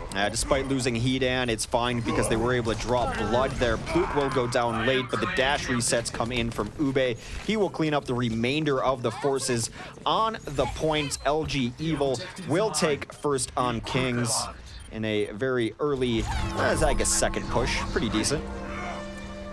So, and you look at what they're going to have here for second push too. They're going to have the Pulse Bomb up, which of course you usually have, but they're going to have Dragon Blade with that and Sound Barrier. So this is a chance where Loyal can really pile on the momentum if they can just play around Vol's Graviton. So we'll see what Vol gets with this. But here comes the side of LG Loyal. They're going to move in pretty early on here, but Jake gets the backline first. Dragon Blade out, gets in on the reels. And as a result, it's really thrown this Loyal push for a loop. And they had so many ultimates go into this Hex, and yet they get very little out of it. do not think they were ready for the aggression that faced them around that archway. They were trying to set up their own combination. They didn't get it in, but the sound barrier had already come off, and this is not where you want to be against LG Evil, formerly Hammers, if this style looks familiar, right outside the doorway. They do not like when teams have the hubris to attempt to leave their own spawn. No, certainly not, and this is a case where they might have given up point A, but tell them that, as LG Evil is very far forward here. Of course, Winston and Jake leading the way. Jake right now, though, under pressure, wrong side of Winston, and is barely able to get away, but Mullet goes out and Train finds Hedan. They're isolating Hedan consistently here, and as a result, they're going to pick up 3 kills, still in the former point A area. Well, Justice did finally crack Super Shield, but a valiant hero dying with his shield to keep his team alive. Unable to stack that barrier with the Winston, could have kept them both alive. Barrier, of course, on cooldown. They will back up now, try to get back, and it's mostly to run the remainder of their team back to the front so they can fight as 6. But a very valiant stall out, bought them a lot of time hanging outside of spawn, and also, you know, puts the fear inside of LG Loyal, hesitant to even leave their own spawn. They will now overcome their agoraphobia as they will enter the world, see what Flippy can get done with this pulse bomb. Flippy right now creeping around, coming out of the pub, looking for the pulse bomb. He's just gonna throw it on Reinhardt right away, and it sticks. Super going away early into this fight, 2-1 in favor of Loyal. Ube with plenty of room now to work towards the back. Actually gonna work his way back to the team, but it's Flippy and Ube getting the cleanup there after that pulse bomb, and it's rather clean. Evil thrown off the point, and now with how far up this is going to be very close in regards to whether or not Evil gets back to the point. Oh, they'll get another fight. And if they do, yeah, it's Kings, man. Even as they get back, though, here's the thing, is that they're going to have to really force this Dragon Blade. There's a big potential to punish it, and Ube alone can drop the Dragon Blade into people that have to just roll to the cart. So here we go. Jake's going to the back line, both Genjis drawing out the blade, but the Earth Shatter comes in. It's a nice Earth Shatter, sets up Jake for 2 of those kills. Super going to complete the rest, and LG Evil, who needs really good positioning anyways, we just roll back onto a point and drop the hammer. Earth Shatter beats Dragon Blade every single time, so even though dueling Genjis were the primary attraction, super drop of the Earth Shatter was going to be clutch there. Absolutely nailed it, hit it, and now they're going to have another CC ultimate up, crowd control ultimate that is, as Vol is nearing his Graviton Surge. Spree a little bit ways away, but how quickly Spree charges, he might have it up in the next fight too. So we will continue to see fireworks as Big Bang will be on the menu for LG Loyal in this next push. 90 seconds remain on the clock. 9 seconds to remain, and here comes Graviton from LG Evil. They're not giving Loyal the chance to set their Big Bang, and the follow through there is significant. Everyone just collapsing in that Graviton. 5 members of Loyal dead before they can even blink, and that's going to bring them down to their final fight, but it will be a final fight that they are plenty well armed for here, Hex. The only nit I would pick there would be that they did not have to use Sound Barrier. That fight was over before it even came off, but it makes sure that everyone else stays alive, and maybe it gives Super the area he needs to build up his next Earth Shatter. I'm not sure about Train leaping down there. This is bad. Not only does he get bionated, he can't heal. Suddenly, they're coming back, but while that happens, they leave Spree out to dry. Spree ends up dying, and in the confusion, Jake takes down Ube. So it still works out in LG Evil's favor. Loyal, they have to blow. Well, it's just interesting how this is going down. Yeah. They're going to regroup one more time. They still have 4 ults up, so they don't waste too much in that entire fight. Actually, Ube gets off the Genji, going to Pharah. So they still have 1 really strong push. There's the Graviton coming in. They're going in, and I wonder if it's a little bit early. The follow through isn't there. It's just Spree there. He got Spree boosted. jumped the gun. And now, Evil in a great position to turn this right back around. They get the first pick off on the Flippy. You have Ube in over the top as Pharah not getting what he's looking for immediately. 5 versus 5. Next pick off is going to decide a lot as Train is able to get on the Fluke, and suddenly Evil a little bit more dominating here on the point. Diving in, Jake with the nano boost, pushing back LG Loyal, and they're not even able to get back to the payload. Whole Hog also going down in the background from Train, able to knock the remaining members of Loyal there. So that's it. That is your marker. Switching sides. LG Evil must push the cart further than 104.5 meters, and they will win Game 5 and win the series. For how many ultimates that LG Loyal had up there, that was almost inexcusable. And I don't know what it was in the communications. I think someone just told Spree, go. Yeah, it was and maybe there's still an edge from the last map. I don't know, but the Graviton did not have any possible way it was going to get good follow-up on there. It just wasn't. We were in wide shot, and the only person near that Graviton was Spree. He did get boosted, but it's just not enough damage, even from a boosted Zarya, because the shield was up. He had to ring around the Rosie on it. Way too early for that Grav to come in. I think the best thing that ever happened to some Zaryas is D.Va being in the game. It forced them to get into the mix with their Gravitons. You didn't see many Gravitons missed. You saw some eaten. But some of these Gravs now, just no follow-up there. I completely agree. That was a little bit questionable. Regardless, though, attacking now, LG Evil. Yellow marker on the ground is where they have to go to win this set. It's been a close one, surprisingly close, actually, between these two Luminosity teams. When people go back and look at the match score here, let's assume that LG Evil takes this, just for the sake of conversation. They're going to see that LG Evil wins another, stays undefeated. They would see that LG Loyal loses another and continues struggling. But it just does not tell the tale of the series at all, or the opportunities that LG Loyal gave themselves via good play and then subsequently lost with less than great play. It's a frustrating team to watch because you see those high moments, and if they could only string them together without getting in their own way, they would be a much stronger team. So far, that hasn't been the case. Still looking for that secret recipe. Roster-wise, anyway, this is the defense now for LG Loyal. They're going to run 3 tanks, and then Flippy will be their DPS on that Soldier 76, Ube on the Roadhog. Offensively, a lot of tanks, and Jake. Oh, remember what we talked about in the pre-match analysis here. Flippy's going to be target number 1, and generally speaking, LG Evil, very swift in getting into the backline.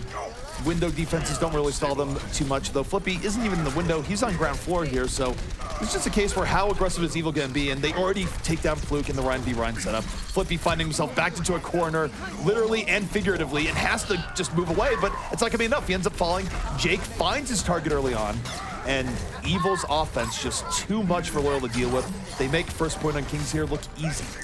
A full 6 kill, staggered enough that we don't get the pleasure of hearing the team kill horn, unfortunately. Just play it in your heads. I'll give you a second. See, wasn't that great? Jake is going to come in now with Dragon Blade. They are in desperation time, this defense from Loyal, as Ube has switched over to Mei. Actually, I have a problem. I heard of Vuvuzela instead. I don't know why. I think your advice didn't work. You didn't paint the proper mental picture for me. I think it's because we were talking about bees earlier, so that sound is still in your head. Vuvuzela is very similar to the sound of an angry swarm of bees. Regardless, next fight incoming, Nanoblade out. Jake looking to put the dagger in Loyal's heart. No, he gets slapped. He's not going to get anything from that, but the counter dot comes into the point from Loyal, and it's still not very good. Jake sleeping this one off, and it doesn't seem to matter too much as this fight still very much going in Evil's favor. The counter aggression here by Loyal just not panning out. Very much going in their favor might be the understatement of the year. That is another full team wipe coming out for this side of LG Evil as they have made unfettered progress on this card, getting the 2x push, looking to stall out the next push before it happens. They have grabbed up. Vol's waiting for it. Well, Vol's waiting for it. Oh, that's a great Graviton. It's going to pull in almost everyone, but is the fall through there? Did he rush it? It takes down Spree and scatters the defense, so it might have very well been enough, but Flippy has other ideas, trying to move to the back. 4 versus 4. Yellow box of victory in sight here for LG Evil. Their nightmare might be over as Flippy falls. It's just a little bit of extra stall here in the point by Ube, and he gets the blizzard off, so he's gonna make this chilly, but he gives his life for it, and there's no one actually able to follow up on all these frozen popsicles in the back. Last-ditch sound barrier coming out here from LG Loyal, but it is looking more and more grim by the second. They do get the Graviton out. Do they have to fall through there? They're looking for it. There's no big bang to really go into that as Train and Super end up turning the tide. They pick up 2, and LG Evil 4-1 on kills. This is going to be it, Hex. That yellow box of victory going to be gathered. Heroic last moment stalling by Heatand, but LG Evil, a team that was on the brink of defeat and their first loss, able to find victory here in our first matchup of the night. They remain undefeated in what was certainly one of the more epic matches that we have had so far in the OCS. Would have been a lot of questions about LG Evil had they ended up losing to their sister team in LG Loyal. LG Loyal, again, close but no cigar. They are the battle champions, but have not won any wars against teams. Play of the game. Vol incoming here. He gets these once in a while. Vol, a lot of utility there. Saved his Reinhardt on multiple occasions when the shields were going down. I'm just processing from a lot that we saw there. There's so much to process. quite a bit. And I would say, in general, it did feel like the teams did revert more towards their mean as it went on, and clearly it did so at the very dramatic ending of Gibraltar. But you take a look at what happened on Kings Row there. It's somewhat telling when you get such a huge play like sleeping Jake at the very end, mid-nanoblade, beautiful sleep. You counter-engage into the other team, and you still get bodied by Reinhardt and Roadhog in what was a 6v5 situation because Jake was out of it. It's one of the rough. biggest strengths, I think, of this Evil team, because if you asked me a month ago who was their best player, I'd say Super. It's easily Super. And, you know, sometimes they get contributions from Train on as Diva. We've seen more Train on Diva again. But then Jake's resurgence has really only been like the last 3 weeks of this tournament, where he really stepped into his own on DPS, and they were the big question coming in, as we've seen this team really only run 4 tanks until the Overwatch Carbon Series. Now, you take care of Jake, and people forget, oh, behind door number 2, Super swinging hammers, and it still gets through. Their tank play is still phenomenal. Well, we've been talking about having multiple threats, and we talk about it usually for having multiple DPS out on the field. But here's the thing: is what we just saw, and a little bit on this map, but definitely on Gibraltar, is Jake and the other DPS weren't necessarily finding the game-winning plays. A few hero plays here and there. But then guess who steps up? Yep. It's going to be Super, Vol, and then Train, because they did so much on Gibraltar, and they definitely did a lot here on Kings Row. And it somewhat looked like Loyal was a little out of gas there at the end. They didn't have any answers. They even, I mean, when I saw that May pickup, it seemed like a desperation pickup. But with all of that to process, I don't want to talk about it too much because I'm still just reeling from it in a lot of ways. And we've still got a lot more Overwatch left to be played. With that, just to close things off, to wrap it up in a neat little bow, 8-0 now for LG Evil. LG Loyal now that actually game ties them for last place. They were technically second to last going into this one. And this was not one that they were probably planning on winning coming into the final couple of weeks. They've got a slightly easier path to the playoffs, but it's definitely going to be difficult for them, especially after such a rough loss like this. But we have a couple more matches left coming up. It's going to be Complexity against Team Liquid next, and it's going to be Immortals and Renegades after that. We're going to a quick break. Don't go anywhere. We'll be right back for some more Overwatch. Takes down Flippy. This is all Loyal. Oh, and then Jake looking to put the dagger in Loyal's heart. No, he gets instant. I'm not sure if it's going to be enough. There's still plenty of people up here. So now Pumpkin's staying alive as Jake cuts this one up. This is a beautiful Dragon Blade, but no answer to this Widow. Ube gets a couple kills. Bleeding is LG Evil. They're bleeding all over the place right now. Flippy piles. Here comes Graviton from LG Evil. They're not giving Loyal the chances after Big Bang.